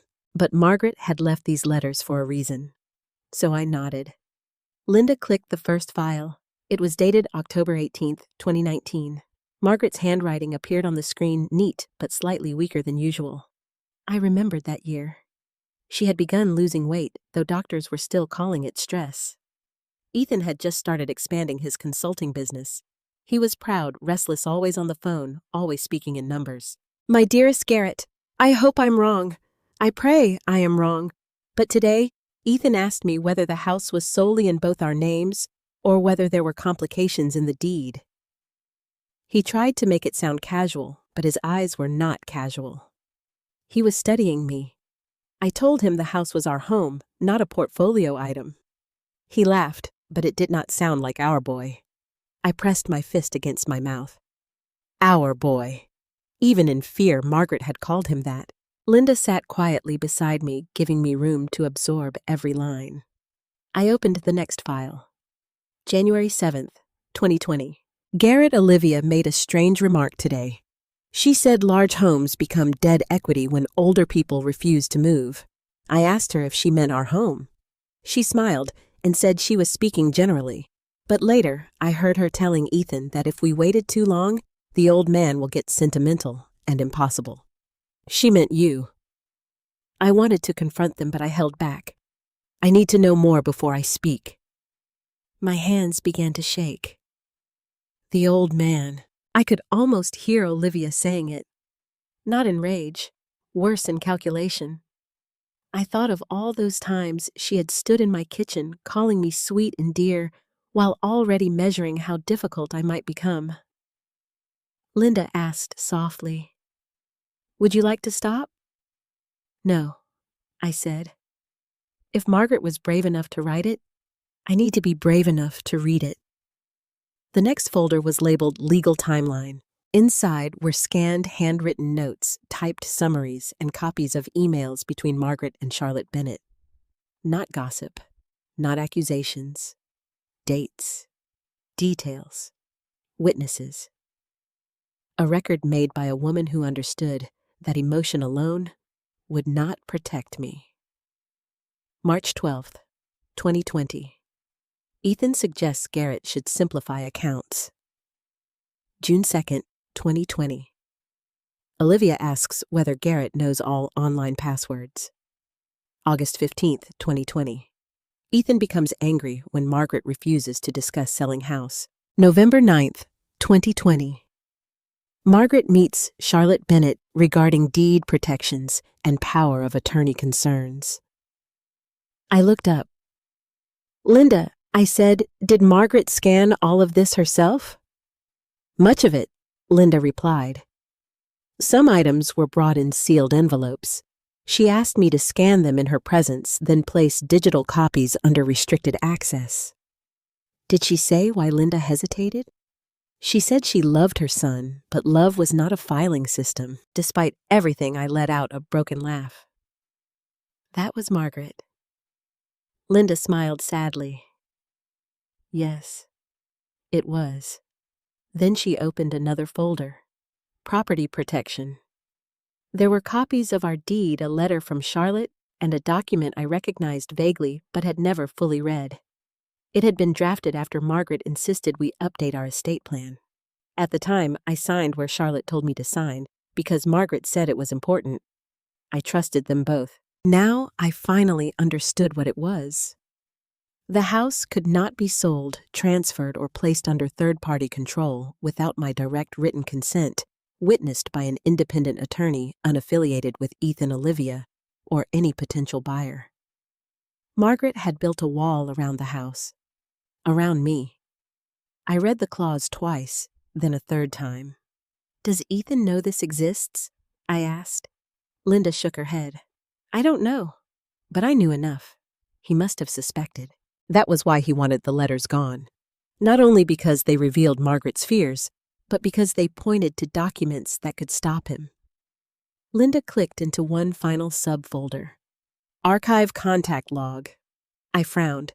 What is that? Our internal record of people who request information about a collection.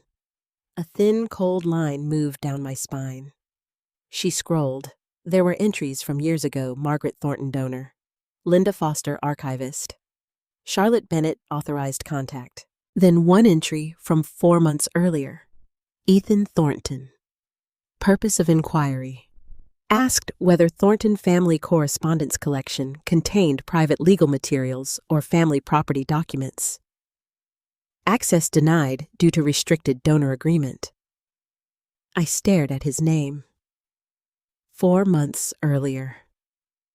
Before the dinners, before the forged paper, before he stole the black box, Ethan had already come here. He knew, I whispered. He knew there was something Linda said. I did not give him access. What did he say? Linda folded her hands. He was polite at first. He said his father was aging and that the family wanted to remove old emotional materials that might distress him. I told him the collection was restricted by donor agreement. Then he asked whether physical originals remained with you. My heart thudded heavily. And you told him? No, Linda said firmly. I told him nothing about your home. But I suspect my refusal confirmed the collection mattered. I leaned back, suddenly exhausted. So this had not been an impulsive act. Ethan did not burn the letters in a fit of grief or anger. He had been searching, testing doors, looking for weaknesses. When the archive refused him, he went after the originals. My son had planned the destruction of his mother's words. That truth landed with a finality I was not ready for. Linda turned the laptop slightly away. There is something else. I almost smiled because somehow there was always something else. What the folder labeled for Ethan when he is ready contains a scanned letter, but Margaret attached a condition. It can only be released to Ethan by you or by written instruction from Charlotte Bennett if you are unable. I looked at the folder name again. For Ethan when he is ready. Even after documenting his greed, even after fearing he would manipulate me, Margaret had still believed in a future version of him who might be ready. I did not know whether that was beautiful or unbearable. Can I read it? I asked. Yes, you are authorized. Linda clicked the folder. One file appeared. Letter _to Ethan _final.pdf. My finger hovered above the trackpad, but I could not open it. Not yet. I'm not ready, I said. Linda nodded. That is all right. I thought of Ethan standing before the fireplace saying, she should have trusted me. Maybe a part of him had believed that. Maybe shame had twisted into anger because Margaret saw him clearly and still refused to surrender to him. But the existence of that final letter proved something he did not understand. Margaret had not stopped loving him. She had stopped enabling him.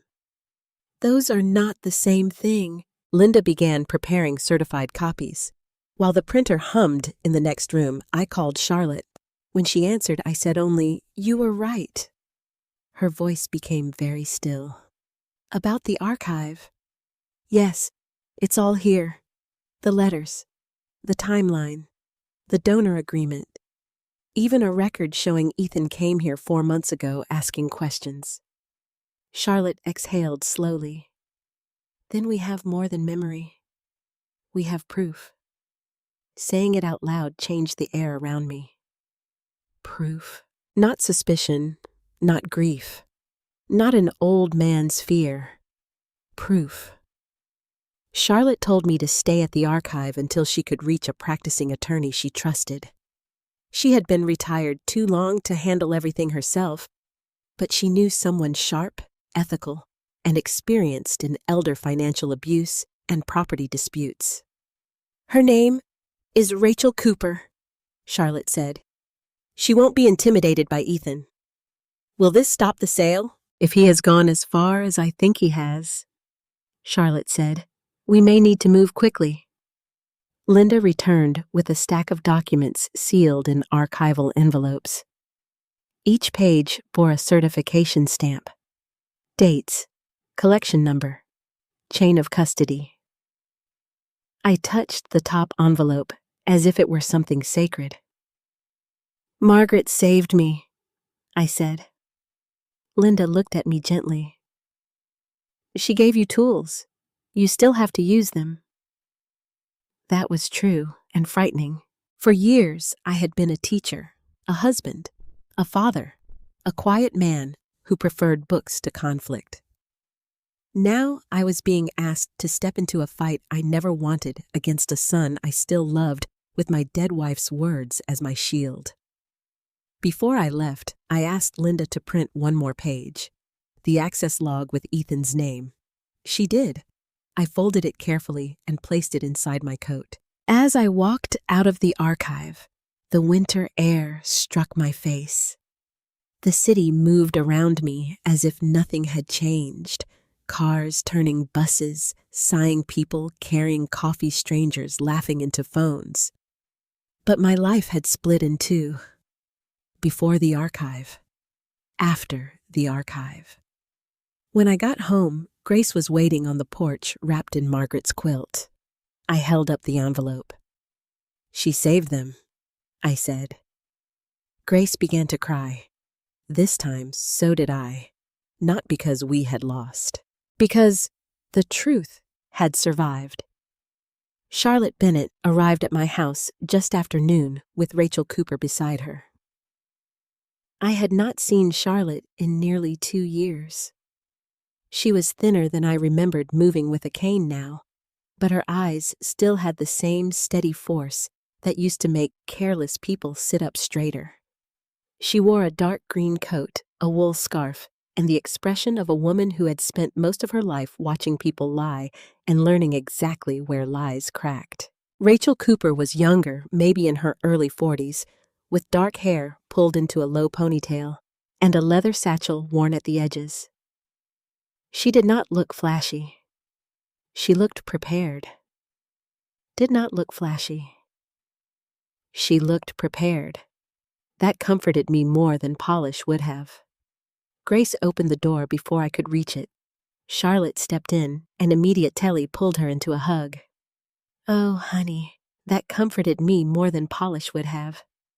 Grace opened the door before I could reach it. Charlotte stepped in and immediately pulled her into a hug. "Oh, honey," she said, "I'm sorry you had to see any of this." Grace held on to her like a child, though she was 22 and trying hard not to fall apart. Rachel waited respectfully near the entryway. Her eyes moved once around the house, not in judgment, but in assessment.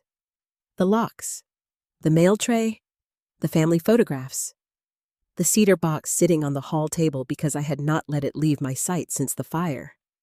"Mr. Thornton," Rachel said, shaking my hand. "I am sorry we're meeting under these circumstances." "Garrett," I said. "Please." "Then, I'm Rachel." We gathered at the dining room table where Margaret had once served Thanksgiving dinners so crowded we had to bring in folding chairs from the garage. Now the table was covered with certified archive copies, bank papers, insurance notices, the forged acknowledgement, my notes, and the folded page from the archive contact log showing Ethan's name. Charlotte sat beside me.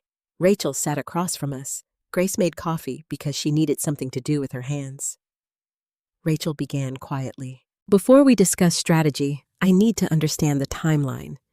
I know this is painful, but details matter." Details matter. Margaret would have approved of that sentence. So I told the story from the beginning.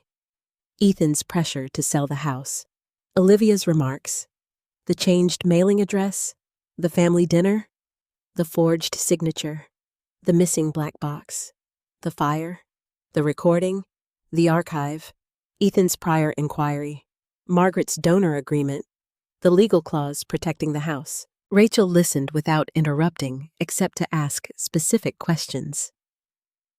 "When did you first notice the address change? Do you still have the envelope from the estate planning office? Who witnessed the fireplace incident? Has Ethan ever had access to your passwords? Did you give him a key voluntarily? Did he return it?" Each answer felt like placing stones in a path I did not want to walk but had to. When I finished, Rachel sat back. "This is serious." Grace gripped her coffee mug. How serious Rachel looked at her kindly, then at me. "Potential forgery, unauthorized access to financial accounts, possible elder financial exploitation, attempted improper property transfer, destruction of documents. Depending on what he has filed or attempted to file, there may be civil and possibly criminal exposure." The words seemed too large for my dining room. Criminal exposure. My son. I closed my eyes for a moment. Charlotte placed her hand over mine. "Garrett," she said softly, "accountability is not cruelty." I nodded, though my chest hurt. Rachel picked up the forged acknowledgement. "This document by itself may not transfer ownership, but it could be used to create evidence that you agreed to a sale process. If there are other documents, we need to find them before they are used." "There are," Grace said quietly. Everyone turned to her. She swallowed. "I heard Dad on the phone a few days ago. He said the buyer was ready and that the old man problem was almost handled. The room went silent. My face burned. Not with embarrassment this time, with grief sharpened into anger. Rachel's expression changed slightly, becoming more focused. "Do you remember the buyer's name?" "Brian Collins," Grace said. "I think his company is called Collins Residential Group, or maybe Collins Property Group." Rachel wrote it down. I said Grace told me he had already found a buyer. Rachel nodded. "We'll check county property records and any pending filings. If Ethan is working with a buyer, there may be purchase agreements listing paperwork or title inquiries." "Can he sell the house without me?" I asked. "Legally not if title is in your name and there's no valid authority.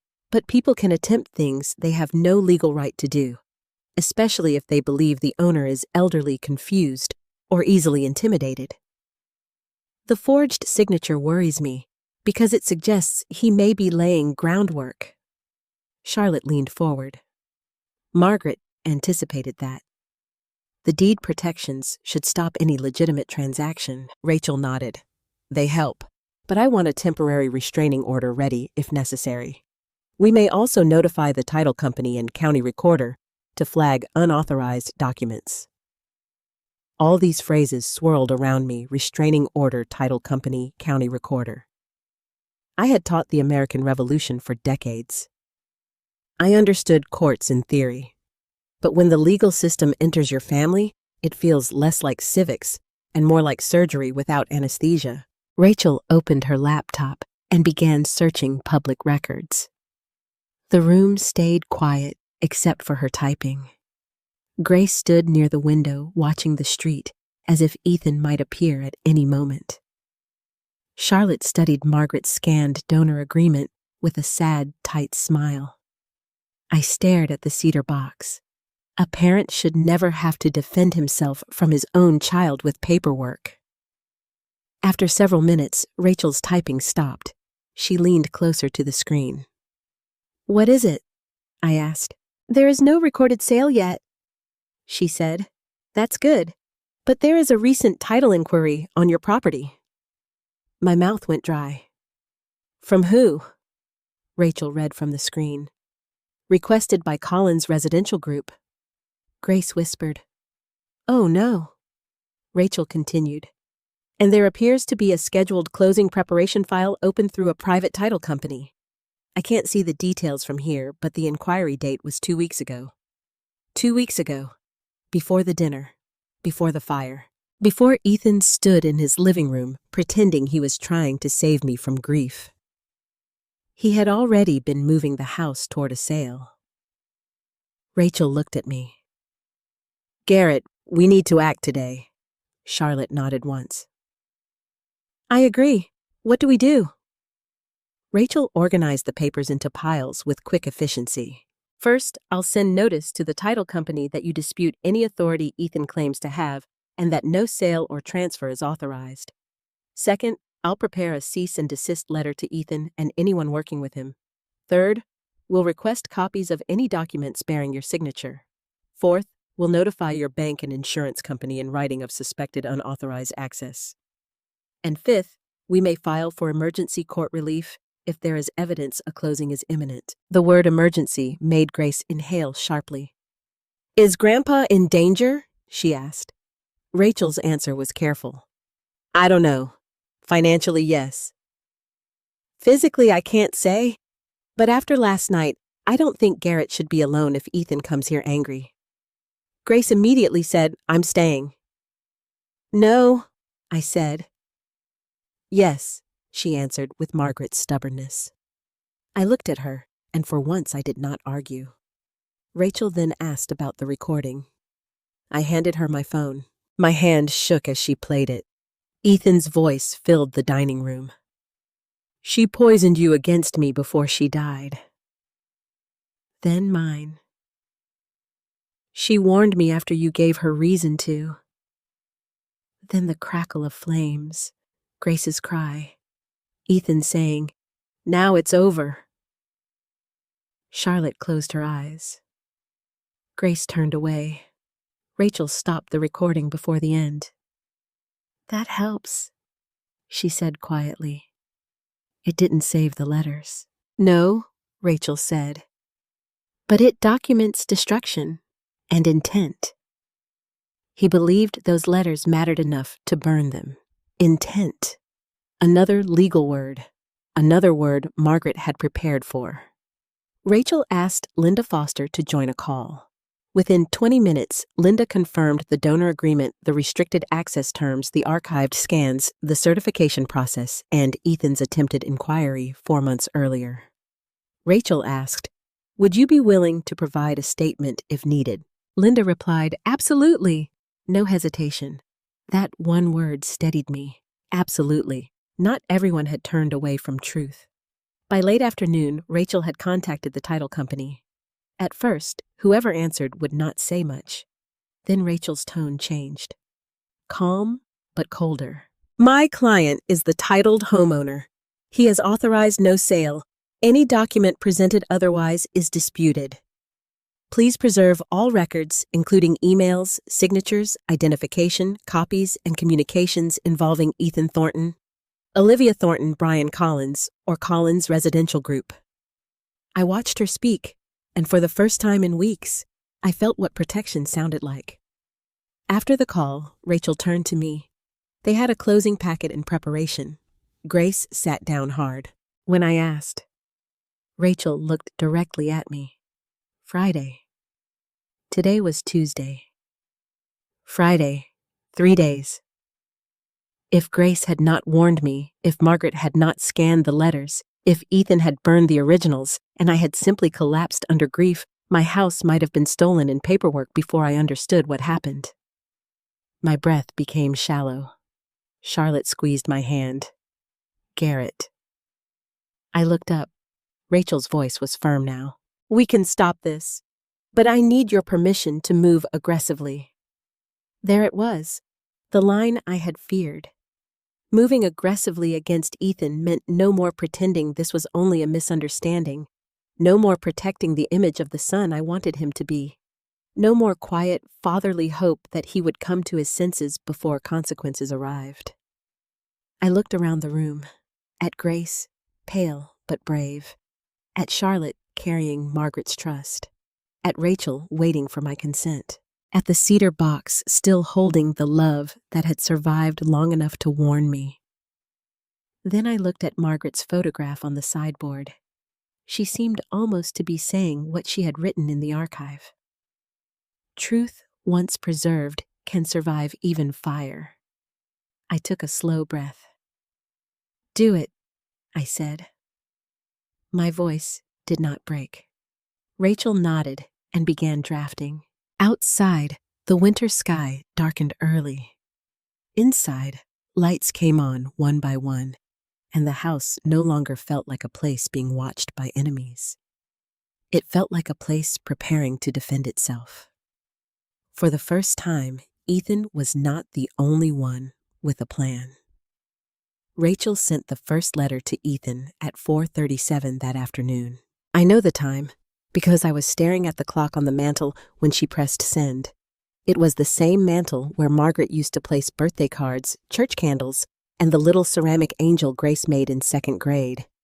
Now it held a legal notice demanding that my son stop trying to interfere with my home, my finances, and my life.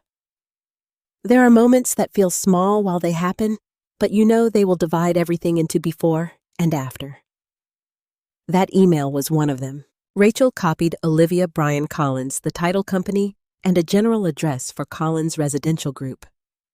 She attached a formal notice stating that I had not authorized any sale transfer power of attorney or property negotiation. She demanded preservation of all documents. She warned that any further action based on forged or disputed authority could result in legal claims. Charlotte read the final paragraph twice and nodded. Margaret would have liked this, she said. Being involved in a legal fight with Ethan. No, Charlotte said. Being clear. Clear. That was what I had not been for too long. I had blurred boundaries in the name of love. I had excused arrogance as stress pressure, as concern, disrespect as worry.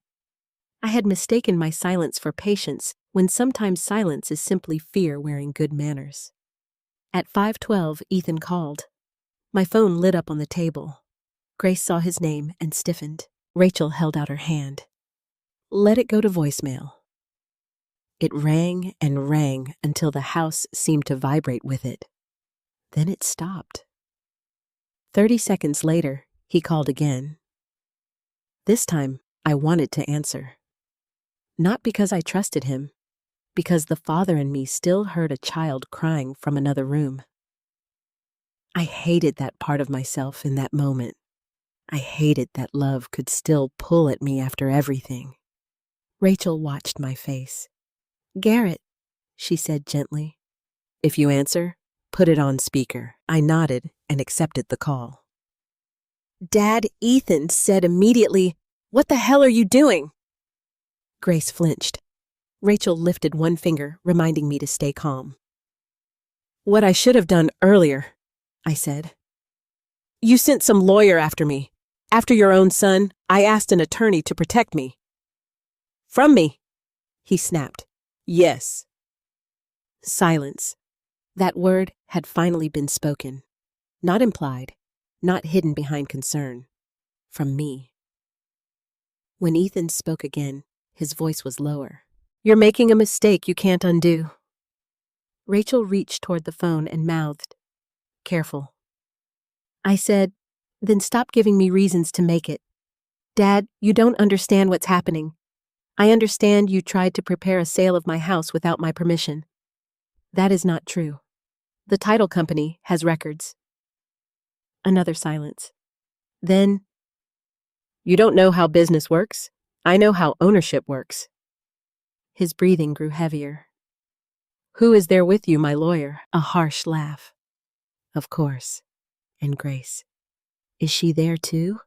Has she completely turned against me now? Grace's eyes filled, but she did not speak. She saw what happened, I said. She saw an emotional situation. She saw you burn your mother's letters. They were poisoning this family. No, I said quietly. Secrets were. That stopped him for a moment. Then he said something that chilled me. You think those archive copies will save you? Rachel's eyes snapped to mine. Charlotte went still. I held the phone tighter. How do you know about the archive copies, Ethan? He did not answer. I could almost hear him realizing he had said too much. You went to the archive 4 months ago, I said. Linda kept a record. His voice changed again, moving from anger to contempt.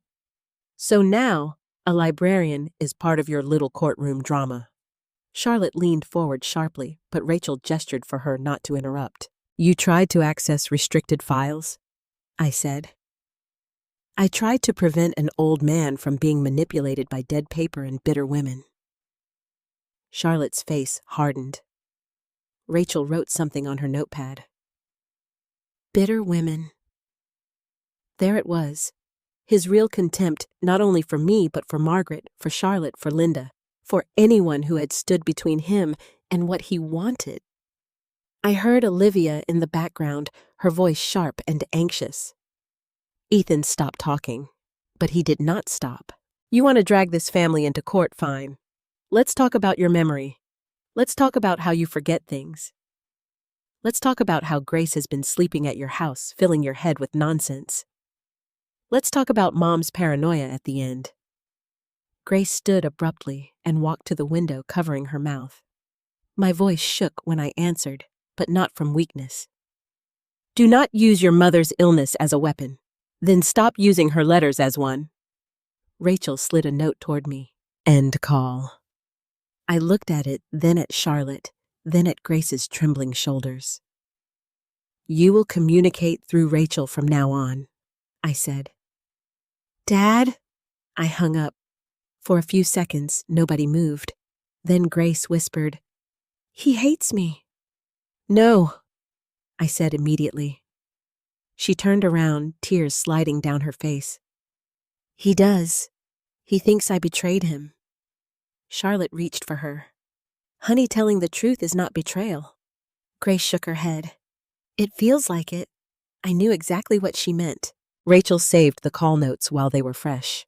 Then she said, his comment about the archive copies is important. It shows awareness, possibly motive. What happens now? I asked. He may calm down and hire counsel, Rachel said, or he may escalate. Hell, escalate, Charlotte said. There was no doubt in her voice. She knew Ethan through Margaret's fears. I knew him through fatherhood. Both versions now pointed to the same conclusion. At 6:03, Grace's phone buzzed. She looked at the screen and went pale. It's Mom. Rachel asked, May I hear Grace put it on speaker? Olivia's voice came through strained and breathless. Grace, listen to me. You need to come home. No, Grace said. Your father is beside himself because he got caught. Do not speak that way. You have no idea what kind of pressure he's under. Rachel quietly pressed record on her own device and nodded for Grace to continue. What pressure? Mom?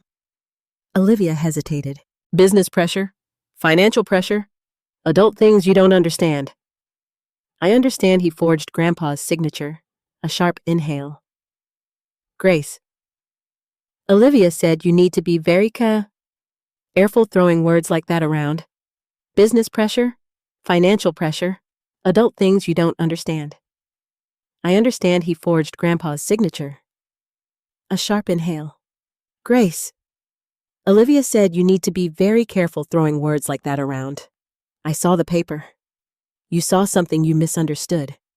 I saw him burn Grandma's letters. Olivia's voice cracked not with guilt exactly, but with fear.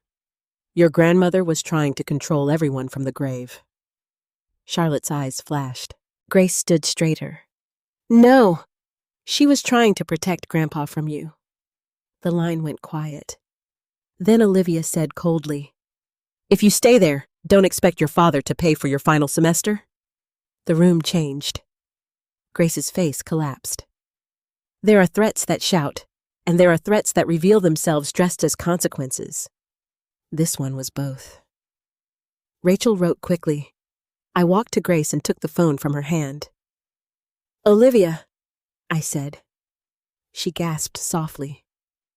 Garrett, if Ethan withdraws financial support from Grace because she told the truth, I will pay her tuition myself. Don't be dramatic. I have not even begun to be dramatic. If Ethan withdraws financial support from Grace because she told the truth, I will pay her tuition myself. Don't be dramatic. I have not even begun to be dramatic. Charlotte made a sound that was almost a laugh.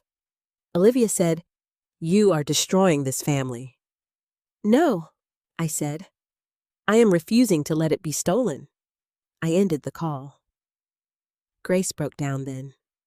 Not loud, just folded into herself, crying the way people cry when too many loyalties tear at them at once. I held her while she sobbed. Rachel waited until Grace had gone upstairs to wash her face before speaking. That threat matters too. For the legal case, I asked. For the pattern, she said. Pressure, control, retaliation. I sat down heavily. Pattern. That word had followed us all day. A pattern of changed addresses. A pattern of pressure. A pattern of forged documents. A pattern of destruction. Margaret had seen the first threads before the rest of us admitted there was a web. At 7:20, there was a knock at the front door. 3 sharp knocks. Everyone froze. Grace appeared at the top of the stairs. Rachel stood and motioned for me not to move. She walked to the side window and looked out. It's Ethan, she said.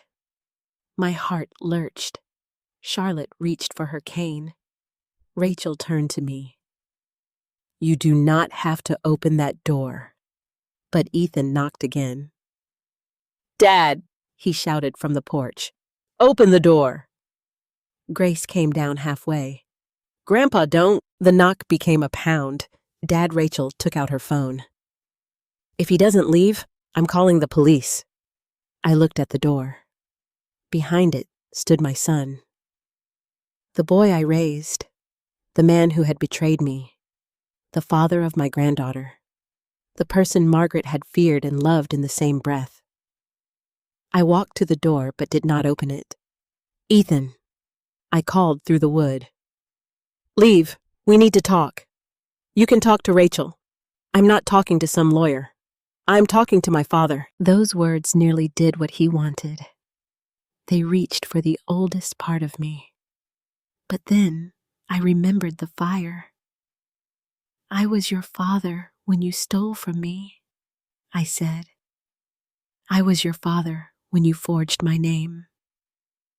I was your father when you burned your mother's letters. Being my son did not stop you. Being your father will not silence me." Outside, there was no sound. Then Ethan said, much softer, "Dad, I'm in trouble." My hand went to the lock. Grace whispered, "No." Rachel stepped closer. "Garrett." I closed my eyes. There it was again. Love standing beside truth and trembling. "What kind of trouble?" I asked through the door. A long pause. Then Ethan said, "The kind that takes everything." Rachel stepped closer. "Garrett." I closed my eyes. There it was again. Love standing beside truth and trembling. "What kind of trouble?" I asked through the door. A long pause. Then Ethan said, "The kind that takes everything." I leaned my forehead against the wood, suddenly exhausted. "You should have told me before you tried to take everything from me." No answer. Then footsteps. A car door slammed, an engine started and faded down the street. I did not open the door until Rachel checked the window and confirmed he was gone. On the porch lay an envelope. Inside was a photocopy of a purchase agreement. At the top was my address. At the bottom, where the seller's initials should have been, someone had written GT. And next to the buyer's name was Brian Collins. Closing date, Friday. Rachel looked at it and said one word. "Now." This was no longer a warning. The fight had arrived. Rachel filed the emergency motion the next morning. By then, none of us had slept properly. Grace had dozed on the sofa with Margaret's quilt pulled to her chin. Charlotte had stayed in the guest room because she said, "If your son comes back, I want him to see I'm not a ghost in those letters. I'm still here." Rachel left after midnight and returned before 8 with coffee-printed documents and the calm expression of a woman who had already made peace with battle. The hearing was scheduled for 2 o'clock. Emergency hearings do not look the way people imagine from television. There were no dramatic wooden doors swinging open, no crowds whispering, no judge pounding a gavel while truth burst into the room like thunder. It happened in a modest county courtroom with beige walls, tired carpet, and fluorescent lights that made everyone look older than they were. But to me, it felt like standing at the edge of a cliff. Rachel sat beside me at one table. Charlotte and Grace sat behind us. Linda Foster arrived carrying a slim folder and wearing the same oatmeal cardigan from the archive, though today she had pinned a small silver brooch near her collar. It looked like a leaf. Margaret would have noticed and complimented it. Across the aisle sat Ethan. He had hired an attorney overnight, a broad-shouldered man named Martin Hale, who looked expensive and annoyed. Olivia sat next to Ethan, dressed in navy, her hands folded tightly over her purse. Ethan did not look at me when I entered. He looked at Grace. She turned her face away. That hurt me more than his anger. A clerk called our case, and everyone stood as the judge entered. Judge Patricia Rowe was a woman in her 60s with silver hair and the kind of face that suggested she had heard every excuse human beings could invent and was still willing to listen for the truth underneath them. We sat. Rachel rose first.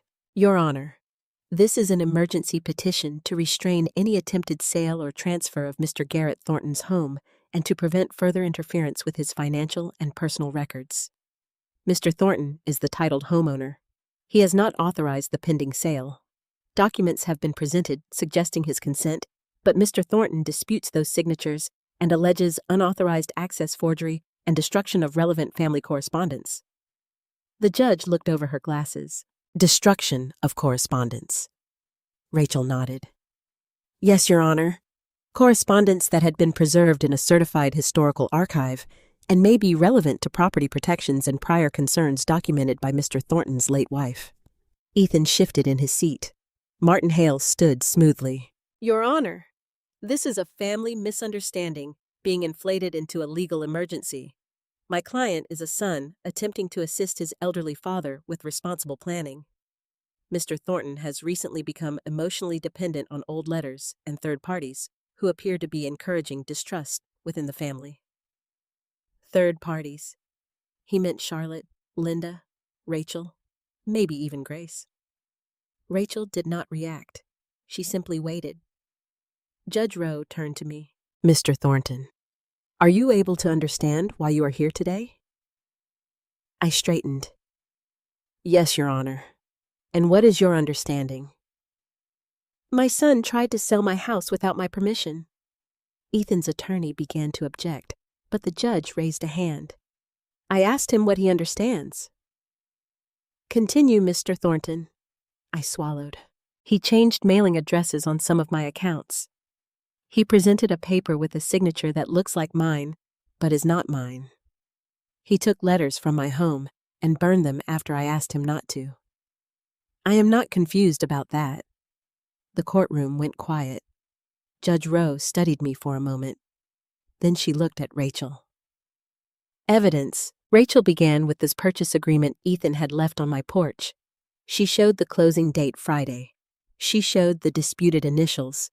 She showed the title inquiry from Collins Residential Group. Then she introduced the forged preliminary acknowledgement from the family dinner. Mr. Thornton denies signing this document, Rachel said. He states he first saw it at his son's home. Martin Hale objected. Disputed characterization. Sustained as to characterization, the judge said. The document will be marked for identification. Rachel continued calmly. Identification. Rachel continued calmly. Then she called Linda. Linda walked to the witness stand with quiet dignity. She took the oath and sat with her hands folded. Rachel asked her to state her role. I am a senior archivist at the Columbus Historical Archive. Then she called Linda. Linda walked to the witness stand with quiet dignity. She took the oath and sat with her hands folded. Rachel asked her to state her role. I am a senior archivist at the Columbus Historical Archive, Linda said. I oversee donated family collections, including the Thornton family correspondence collection. Did Margaret Thornton donate materials to that collection? Yes, over a period of several years. Did that include correspondence and legal notes? Yes. Were digital scans created? Yes. Under archive protocols with metadata date stamps and donor restrictions. Rachel asked about the restricted access agreement. Linda explained that Margaret had authorized me to access the materials after her death, especially if property disputes, unauthorized transfers, or destruction of original correspondence occurred. The judge looked up sharply at that. Destruction was specifically mentioned. Yes, Your Honor, Linda said. Mrs. Thornton was very specific. I closed my eyes briefly. Even in court, Margaret's care reached me. Rachel then asked about Ethan's visit to the archive. Linda's voice remained steady. Ethan Thornton came to the archive approximately 4 months ago and requested information about whether the collection contained private legal or property-related materials. I denied access due to donor restrictions. Ethan leaned toward his attorney and whispered something. Rachel submitted the archive contact log. Martin Hale objected again, but the judge allowed it for the limited purpose of showing a recorded inquiry. Then came the recording. Rachel warned me first.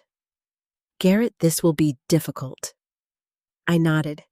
The courtroom speaker crackled, and my son's voice filled the room. "She poisoned you against me before she died." My own voice followed. "She warned me after you gave her reason to." Then Grace's cry. Then Ethan's voice again. "There. Now it's over." I stared down at my hands. I could not look at Ethan. Not while the sound of burning paper seemed to fill the courtroom again. When the recording ended, no one spoke for several seconds. Judge Rowe's face had become unreadable. Martin Hale stood.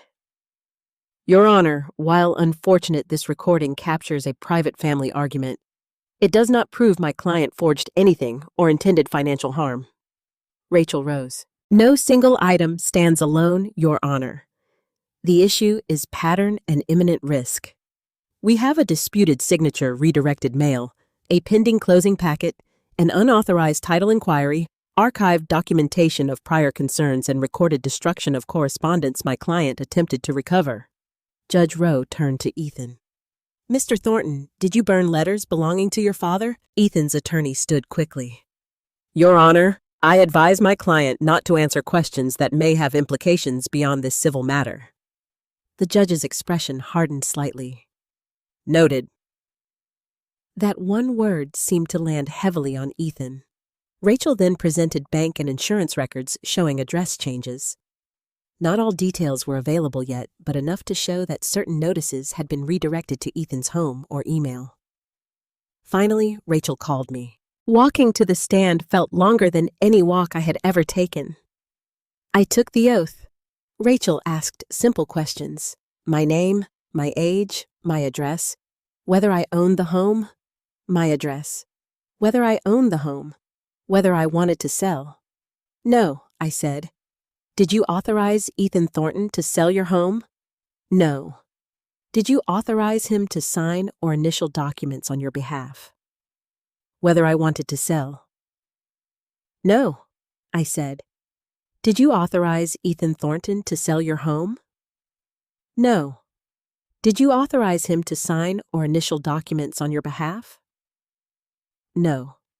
"Did you give him permission to take sealed letters from your desk?" "No." "Did you ask him not to burn them?"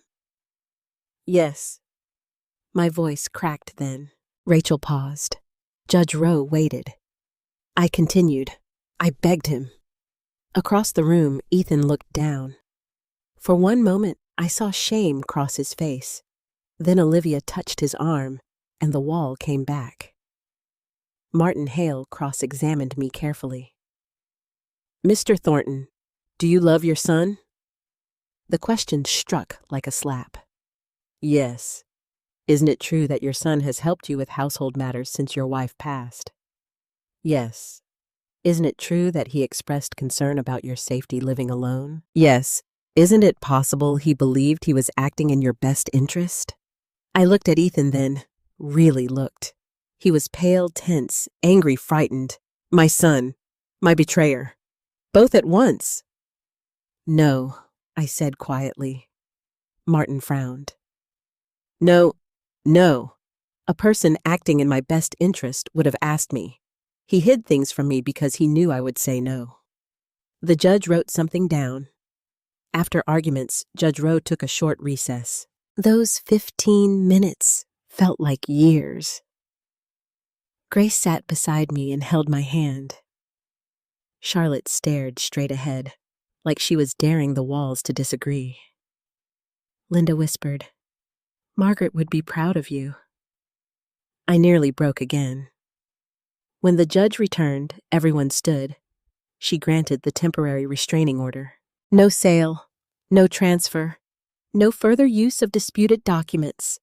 Ethan, Olivia, Brian Collins, and Collins' residential group were ordered to preserve all communications and documents related to my property. The title company was barred from proceeding. Any attempt to act on my behalf required direct review by the court. The closing was stopped. Just like that. Not healed, not solved, not forgiven, but stopped. As we left the courtroom, Ethan finally approached me. Rachel stepped between us, but I raised one hand gently. He looked wrecked. "Dad," he said, voice low. You don't understand what this voice low. You don't understand what this is going to do to me. I stared at him. That was when the deepest sadness came. Not because he hated me, because even after everything he was still thinking first of himself. No, Ethan is going to do to me. I stared at him. That was when the deepest sadness came. Not because he hated me, because even after everything he was still thinking first of himself. No, Ethan, I said. You never understood what you were doing to me. Grace began to cry behind me. I walked away before I could say more. Outside, the winter air was cold and clean. I stood on the courthouse steps with the order in Rachel's hand and Margaret's archive copies in Charlotte's bag. The house was safe for now. But my family had cracked open in public, and the truth once released was only beginning to speak. Ethan did not collapse in the courtroom. That came later. In front of the judge, he held himself together the way proud men do when witnesses are watching. His jaw was tight. His suit was smooth. His eyes avoided mine. But when Judge Rowe granted the order and Rachel handed a stamped copy to his attorney, I saw something shift in him. Not remorse. Panic. There is a difference. Remorse looks back at the people harmed. Panic looks ahead at the consequences coming. After the hearing, Rachel drove Charlotte and me back to my house, while Grace followed in her own car. No one said much. The courthouse order sat inside Rachel's folder like a small wall of paper between me and disaster. It should have felt like victory. Instead, I felt hollow. The house was safe at least for the moment. The closing had been stopped. The title company had frozen the file. Brian Collins could no longer pretend he was buying an ordinary property from a willing seller. But I had watched my son sit in court while a lawyer implied I was confused. I had heard my grief described as dependence. I had heard Margaret's careful warnings reduced to dead paper. And still, somewhere inside me, a father kept asking whether I had failed him long before he failed me. That evening, Grace made soup from cans because none of us had the strength to cook. Charlotte sat at the kitchen table reviewing notes with Rachel. I stood by the sink washing the same spoon 3 times, staring into the backyard where Margaret's garden had gone brown for winter. At 7:41, Ethan called Rachel. Not me. Rachel put the call on speaker after telling him she was with me and would not discuss anything off the record. Ethan's voice sounded different, smaller. "Rachel," he said, as if they were acquaintances instead of opponents. "I want to resolve this." Rachel's face remained neutral. "What are you proposing?" A pause. "I need to speak to my father. You may communicate through counsel." "No," he said. "I need him to hear me." I looked at Rachel. She shook her head slightly. But then Ethan said, "If I explain, maybe he won't have to involve the police." Grace stopped stirring the soup. Charlotte's eyes narrowed. Rachel said, "Are you making an admission?" "No, I'm trying to keep this family from being destroyed."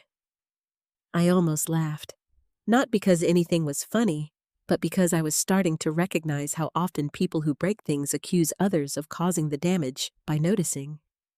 Rachel said, "Your family has already suffered harm. If you want to make a statement, I advise you to do so through your attorney. My attorney doesn't know everything." That sentence changed the room. Rachel leaned forward. "What does that mean?" Another pause. When Ethan spoke again, his voice cracked. "It means I'm in debt." Grace closed her eyes. I gripped the edge of the sink. "How much?" Rachel asked. "I don't know exactly," Charlotte said coldly. "Men always know exactly when it's someone else's house on the line." Ethan heard her. "Charlotte," he said bitterly, "you were always there, weren't you?" Charlotte did not flinch. "Yes, because your mother asked me to be." Silence. Then Ethan said, "She never trusted me." I stepped closer to the phone. "She loved you." His breath hitched. "You keep saying that like it fixes what she wrote." "What did she write that frightened you so much?" For a moment I thought he would hang up. Instead, he said, "She saw me." Those 3 words broke through the anger in the room. Not enough to excuse him, but enough to reveal him. Ethan continued quieter now. "She saw every ugly thing I was trying to hide. The loans, the failed contracts, the investors asking questions. Olivia telling me I needed to fix it before people found out. Mom saw it before anyone else. I felt the kitchen tilt around me." "So you did need the house." "I needed money," he said. "Fast." Grace whispered. "Dad." Ethan's voice sharpened with shame. "Don't, Grace. Don't say it like that." "Like what?" "Like I'm some monster," Rachel interrupted. "Ethan, did you create or use documents bearing Garrett's signature without his consent?" His breathing grew heavier. Ethan, Rachel said, "Answer carefully." "I didn't think of it like that." Charlotte let out a hard breath. Rachel said, "That is not an answer." "I signed initials," he said quickly. "Not full signatures, at first, just to keep the process moving." My stomach turned. "At first?" Rachel asked, and the preliminary acknowledgement, I copied an old signature from a tax form. Grace covered her mouth. There it was. Not suspicion, not accusation, confession.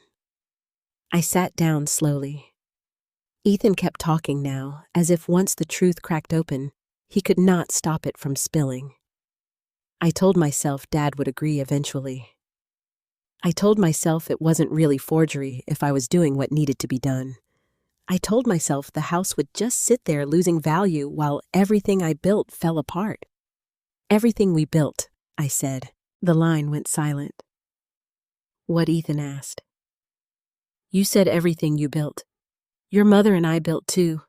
We built that house. We built your childhood. We built your education. We built the safety you mistook for entitlement." His voice broke. "Dad, I was desperate. You were not desperate when you changed my mailing address. You were not desperate when you went to the archive 4 months ago. You were not desperate when you brought papers to dinner. You planned." He did not answer. Rachel wrote rapidly. Then she asked, "Did Olivia know?" Another silence. Grace looked up sharply. "Dad?" she said. "Did Mom know?" Ethan's voice dropped. "She knew enough." Grace stepped back as if the words had struck her physically. Charlotte reached for her hand. Rachel asked, "Did Brian Collins know Garrett had not consented?" I told Brian it was complicated. That is not an answer. I told him Dad was resistant, but that I had authority in process. Rachel's expression hardened. "Authority you did not have." "No?" The single word landed heavily. For the first time, he had not decorated it. "No." Rachel asked one final question. "Why burn the letters?" Ethan's voice became rough. "Because they proved Mom knew. Because if Dad read them, he would never sign anything. Because Charlotte would use them. Because Grace would hate me. because every page made me feel like she was still watching me fail. No one spoke. I thought of Margaret's handwriting, curling in the fire. I thought of Ethan as a boy, pressing his face against her shoulder. I thought of the terrible distance between being loved and feeling worthy of love. But pity could not erase what he had done. You didn't burn those letters because your mother hated you, I said quietly. You burned them because she told the truth. A sound came through the phone. Maybe a sob. Maybe anger collapsing into something weaker. Then Ethan said, I was going to replace the money. What money? Rachel asked. The room froze again. Ethan seemed to realize what he had said. Rachel's voice sharpened. Ethan, what money? I moved some funds. I closed my eyes. From my accounts, of course. How much? Rachel asked. Not all at once. How much? I don't know. Charlotte snapped, liar. Ethan shouted back. About 80,000, Grace cried out. I felt the blood leave my face. $80,000. The number sat in the room like a body. Rachel's tone became very controlled. From Garrett's accounts. From an investment account he barely used. I meant to put it back after the sale. After the sale. After my house. After my signature. After my wife's letters were ash. I did not shout. I did not curse. Something inside me had gone too quiet for that. You stole from me, I said. Ethan whispered. I borrowed. No, I said. You stole. His breathing trembled. Dad, please. That word please nearly ruined me because I had said it to him in front of the fireplace. Please. And he had not stopped. Rachel ended the call after instructing Ethan not to contact me directly and to have his attorney reach out immediately. She saved the recording. Grace went upstairs and closed the bathroom door. A moment later, I heard her crying. Charlotte sat beside me. I'm sorry, she said.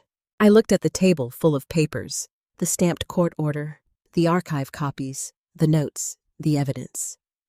All of it had become necessary because the son I raised had learned to call theft borrowing control help and destruction protection. Rachel said gently, Garrett, we need to report the account transfer. I nodded. There was no hesitation this time. Not because I stopped loving Ethan, because I had finally understood what Margaret had understood before me. Love without boundaries becomes a door for harm. That night, after Rachel left to prepare the next filings, I sat alone in the study with Margaret's scanned letter open on my laptop. Truth, once preserved, can survive even fire. I read that line again and again. Then I whispered into the quiet room. Maggie, I'm listening now. For the first time, I meant it completely. The investigation moved faster than my heart could. Within 2 days, Rachel had confirmed the transfer from my investment account. $80,000 had been moved in pieces, not in one clean theft. 20,000 here, 15,000 there. Small enough perhaps for Ethan to pretend each action was temporary. Small enough for him to tell himself it was not stealing if he meant to put it back. But intention does not erase damage. Rachel helped me file the formal report. I signed documents with a hand that no longer shook, though my chest ached every time I saw Ethan's name printed beside words like unauthorized transfer, suspected forgery, and financial exploitation. The title company froze the closing permanently. Brian Collins disappeared behind his own attorney by the end of the week. His company claimed he had believed Ethan possessed proper authority. Rachel did not believe it. Charlotte did not either. But for the moment, stopping the sale mattered more than chasing every shadow at once. The house remained mine. That should have been the joyful sentence. The house remained mine. But when I walked from room to room, touching door frames, photographs, bookshelves, I realized ownership was not the same as peace. The walls were safe, but the family inside their memories had changed forever. Grace stayed with me for several weeks. At first, she slept in Margaret's sewing room on a narrow daybed covered with a yellow quilt. She said she only wanted to make sure I was all right, but I knew she was hiding too from Ethan's calls, Olivia's cold messages, and the terrible knowledge that parents can become strangers while still breathing. One morning, I found her in the study carefully placing printed archive copies into protective sleeves. "I hope you don't mind," she said. "I couldn't sleep." I stood in the doorway. The winter sun was coming through the blinds in thin white lines falling across her hair and the pages in front of her. For a moment, she looked so much like Margaret that I had to grip the doorframe. "No," I said. "I don't mind." She looked down at the letter in her hand. "Grandma really believed this mattered. Your grandmother believed ordinary lives mattered." Grace smiled sadly. "That's why I'm studying archives." "I know." "No," she said softly. "I mean, I think I finally know why." She slid one page into a sleeve with the tenderness of someone handling a wounded bird. For the first time since the fire, the letters did not look only like evidence. They looked like what they had always been, a life preserved. The idea came from Grace. What if we made this room into something she asked? I looked around the study, my old desk, Margaret's cedar box, shelves full of history books, a filing cabinet with labels in her handwriting, photographs of family picnics, school plays, anniversaries, birthdays, and all the small days that become sacred only after someone is gone. "Something like what? A small family archive," she said. "Not public like a museum exactly, but organized, protected. Maybe one day the community could use it as a model. People could learn how to preserve letters, photos, recipes, family stories." I laughed softly. "Your grandmother would accuse us of stealing her dream." Grace's smile trembled. "Maybe she left it for us." That sentence stayed with me. So we began. Not because the legal battle was over. It was not. Ethan's attorney was negotiating. Rachel was pressing for restitution. The bank was investigating. There would be more statements, more documents, more painful decisions. But in the middle of all that damage, Grace and I needed to build something that did not feel like defense. We moved my old lesson plan boxes to the attic. We cleaned the shelves. We bought archival folders, acid-free sleeves, labels, and a small fireproof cabinet that Grace insisted on choosing herself. Linda Foster came over one Saturday carrying supplies and sandwiches. Charlotte arrived with a stack of Margaret's old notes and a chocolate cake because, as she said, no act of justice should happen without dessert. For the first time in months, the house held voices that did not sound like accusation. Linda taught us how to label materials properly. Date, if known. Author, if known. Context, if known. Never write directly on original documents. Grace followed every instruction with serious concentration. Charlotte sat at Margaret's old chair and sorted through photocopies, muttering comments under her breath. "This one proves she knew Olivia was a snake." "Charlotte," I said, "what am old, not blind?" Grace laughed. The sound filled the room so suddenly that all three of us turned toward her. She covered her mouth, almost guilty. But I smiled. "Do that again someday," I said. She looked confused. Laugh. Her eyes filled, but she nodded. A few days later, Rachel called with news. "Ethan has agreed through counsel to return the funds." I closed my eyes. All of it, all documented transfers plus fees. "It may require liquidation of some of his personal assets and a structured repayment schedule, but he is agreeing in principle." In principle, I repeated. I know, Rachel said. Well, secure it properly. What about the forgery that remains part of the record? Whether prosecutors pursue charges is not entirely in our control, but cooperation may affect what happens next. I thanked her and hung up. Grace was standing in the hallway. What did she say? He's paying it back. Her shoulders lowered. That's good, right? Yes. But good had become a complicated word. That evening, Ethan sent me a letter through Rachel.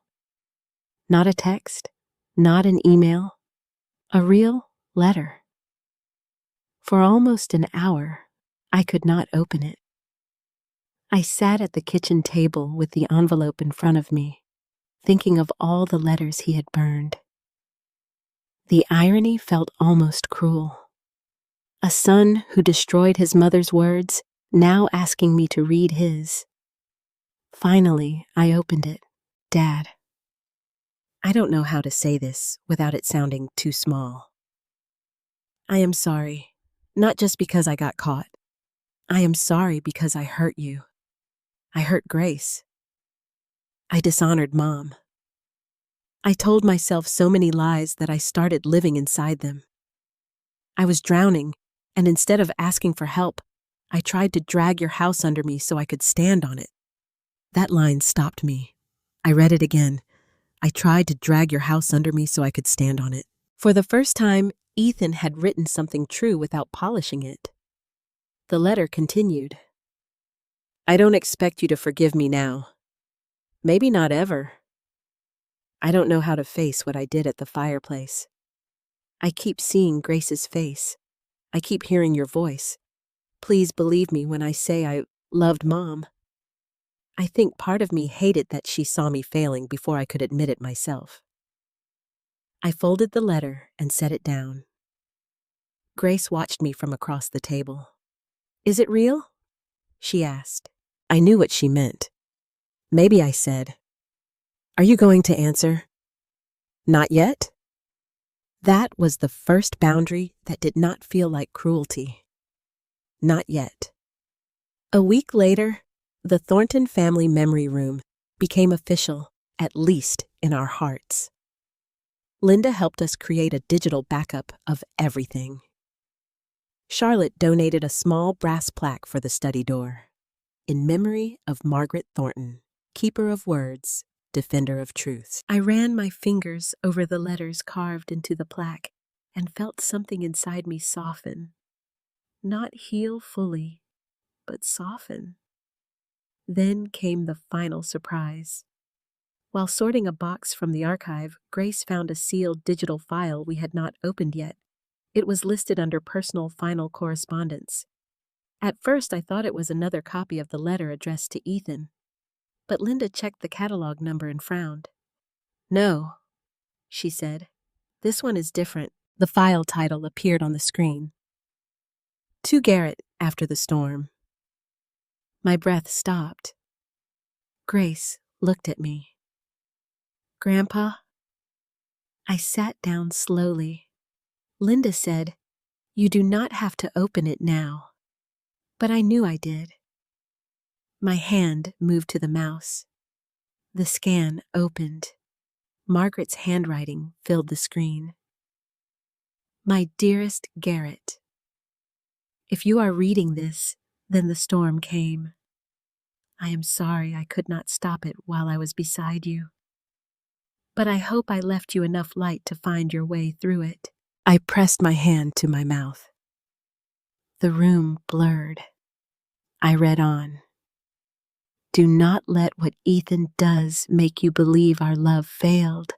Our love gave him every chance to become good. What he chooses is his responsibility. What you choose now is yours. I want you to protect the house, but not because of walls or money. Protect it because it can become more than ours. Let it become a place where memory teaches people to be kinder before it is too late. Grace began to cry beside me. Charlotte wiped her eyes openly. Linda bowed her head. Margaret's last words on the page were simple. Do not spend the rest of your life guarding ashes. Build something from what survived. That became the mission. Not revenge, not bitterness, not waiting for Ethan to become the boy he used to be. Something better. Something living. The house had been saved from sale. The money would return. The legal boundaries stood, and the room where Ethan tried to erase Margaret's truth became the place where her truth began helping others. For the first time, I understood emotional justice. It was not watching Ethan suffer. It was watching Margaret's love outlive his worst mistake. The first scholarship was awarded on a rainy Thursday afternoon in April. By then, 3 months had passed since the fire. 3 months since Ethan burned Margaret's letters and believed the truth had died with them. 3 months since the archive gave her voice back to me. 3 months since the courtroom, the confession, the repayment agreement, and the long, painful beginning of consequences. The money had started coming back in installments. The sale was dead. My accounts were protected. The house was legally mine beyond question. But the deepest things do not heal on paper. Ethan and I had not spoken face to face since the courthouse steps. He sent letters through Rachel. Some were short. Some were messy. Some sounded like a man trying to confess without knowing how to live afterward. I read them all. I answered only one. Ethan, I received your letter. I am not ready to meet. I hope you continue doing what is right even when no one is watching. Dad. It took me a long time to write those 3 letters at the end. Dad. Not because I had stopped being his father. Because I was learning that being a father did not mean opening every door he knocked on. The house changed slowly. The study became the Garrett Thornton Memory Room. Grace helped create a digital catalog. Linda trained volunteers once a month. Charlotte donated Margaret's old legal notes to the archive with certain private details sealed. People from the neighborhood began bringing old photographs, church bulletins, military letters, recipe cards, and family Bibles wrapped in towels. At first, I thought they came because of curiosity. Then I realized they came because everyone carries something they are afraid will be thrown away after they are gone. One woman brought letters her husband had written from Vietnam. Another brought postcards from her mother, who had cleaned hotel rooms for 30 years and written poems on the backs of grocery receipts. A man brought a box of his grandmother's quilting patterns and cried when Grace told him they mattered. Margaret had been right. Memory teaches people to be kinder before it is too late. The scholarship idea came from a line in one of Margaret's scanned letters. Garrett, if the house ever becomes more than ours, let it help young people who still believe words can change a life. So we created the Garrett Thornton words that survive scholarship small at first. Just enough to help with book supplies and fees for a student studying history, library science, writing, or community preservation. The first recipient was a 17-year-old girl named Lily Harper. She lived 2 neighborhoods over with her grandmother. Her application essay was about saving old letters from a flooded basement after her mother died. She wrote that handwriting felt like proof that someone once sat still long enough to leave love behind. When Grace read that sentence aloud, both of us knew. Margaret would have chosen her. The award ceremony was held in my living room because I refused to rent a hall. Margaret never cared for fancy rooms when a home would do. We set up folding chairs. Linda brought a projector. Charlotte brought cake again. Grace arranged flowers on the mantel right beneath Margaret's photograph. As people arrived, I felt nervous in a way I had not expected. This house had witnessed betrayal. Now it was being asked to witness healing. Lily came in wearing a navy dress and rain-speckled shoes. Her grandmother held her arm. She looked around the room with wide eyes, as if she could feel the weight of every preserved word around her. When I handed her the certificate, my voice nearly failed. "My wife believed letters were never just paper," I said. "They were bridges. Between people, between generations, sometimes between grief and hope. Today, you become part of that bridge," Lily cried. So did Grace. So did I. After the ceremony, while people ate cake and looked through the display of scanned letters, Grace touched my arm. "Grandpa," she whispered. "Dad is outside." My body went still. Through the front window, I saw him standing near the sidewalk in a dark coat, rain falling on his shoulders. He looked thinner, older, less polished. Olivia was not with him. For a moment, I almost stayed where I was. Then I remembered Margaret's last instruction. "Do not spend the rest of your life guarding ashes." I stepped onto the porch. Ethan looked up. "Dad," he said. "I did not answer immediate, Dad," he said. "I did not answer immediate, Eli." The rain made soft sounds in the gutters. Behind me, through the windows, people were laughing quietly in the house he had tried to steal. "I didn't come in," he said. "I didn't come now if I should. You were right not to, Eli." The rain made soft sounds in the gutters.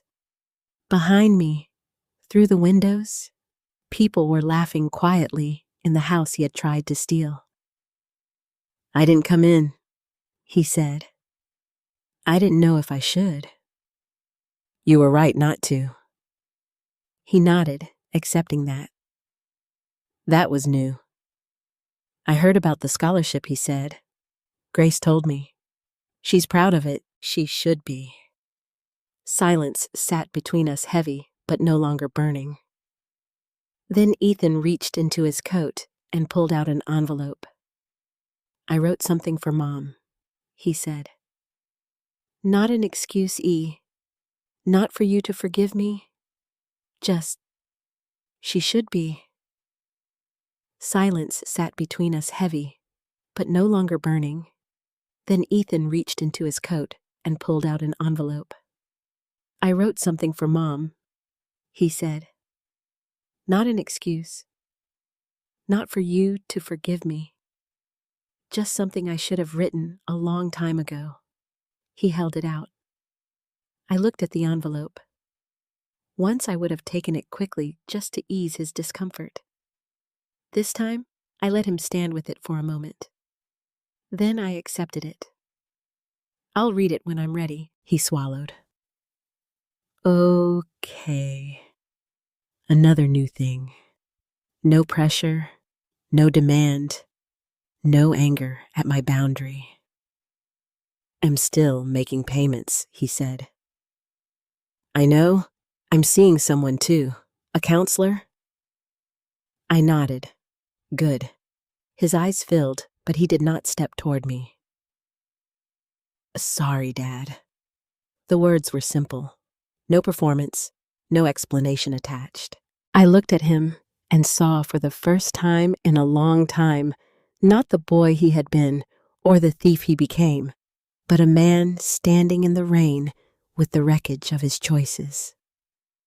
"I believe you are sorry," I said. Hope flickered in his face. Then I added, "But sorrow is the beginning, not the repair." He looked down. "I know." I was not sure he did. Not fully. But maybe he had begun. Behind me, Grace opened the door. She did not come out. She simply stood there, watching her father with tears in her eyes. Ethan saw her. "Hi, Gracie," he said softly. She pressed her lips together. "Hi, Dad." That was all. But sometimes, one honest word is more healing than 1,000 forced hugs. Ethan stepped back. "You'll go." I nodded. He walked down the path, then stopped at the gate and turned. "Dad." "Yes, Mom's letters." His voice broke. "I know I can't undo what I did." "No," I said. "You can't." He closed his eyes. Then I said, "But you can decide never to be the kind of man who needs to burn truth again." He looked at me for a long moment. Then he nodded and left. I stood on the porch until his car disappeared. When I went back inside, Grace slipped her hand into mine. "Are you okay?" I looked around the living room, at Lily holding her scholarship certificate, at Linda explaining preservation to a neighbor, at Charlotte cutting cake too generously, at Margaret's photograph watching over all of us, at the house that had survived greed, at the letters that had survived fire, at the love that had survived though changed forever. I think I said slowly, "I am becoming okay." That night, after everyone left, I opened Ethan's envelope. Inside was a letter addressed to Margaret. "Mom, you were right to be afraid of what I was becoming. I hated you for seeing me clearly, but I understand now that you did not stop loving me. You stopped trusting the lies I was living inside. I burned your letters because I thought truth was my enemy. It wasn't. My shame was. I promise I will spend the rest of my life trying to become someone who would not frighten you. Your son, Ethan." I folded the letter carefully. Then I placed it in a new sleeve and added it to the archive. Not because all was forgiven, not because pain had vanished, but because the truth deserved to be preserved even when it arrived late. Margaret's scanned letters had saved my home, but more than that, they saved me from confusing silence with peace, forgiveness with surrender, and family with ownership. They reminded me that love is not proven by what we allow people to take from us.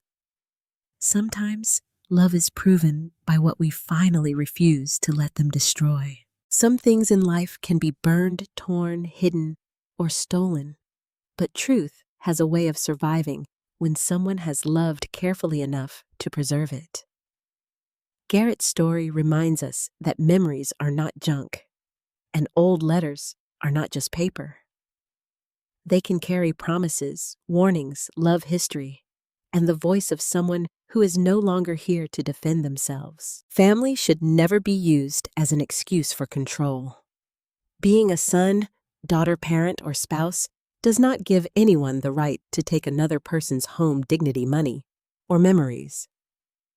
Real love protects. It does not pressure. It does not forge signatures. It does not destroy the past just because the truth is inconvenient. But this story also teaches that healing does not always mean returning things to the way they were. Sometimes healing means building something new from what survived. Garrett did not erase what Ethan did. He did not pretend the betrayal never happened. He chose boundaries, truth, and purpose, and through Margaret's preserved letters, one family's pain became a gift for others. Forgiveness, when it comes, should never require us to hand someone the power to hurt us again. It can be quiet. It can be slow. It can exist beside accountability. And sometimes the most powerful justice is not revenge. It is watching love outlive the harm. If this story touched your heart, please share your thoughts in the comments. Have you ever had a memory letter photo or keepsake that meant more than anyone else understood? Where are you watching from, and what time is it there? If you believe stories like this matter, please like, subscribe, and stay with us for more emotional family stories.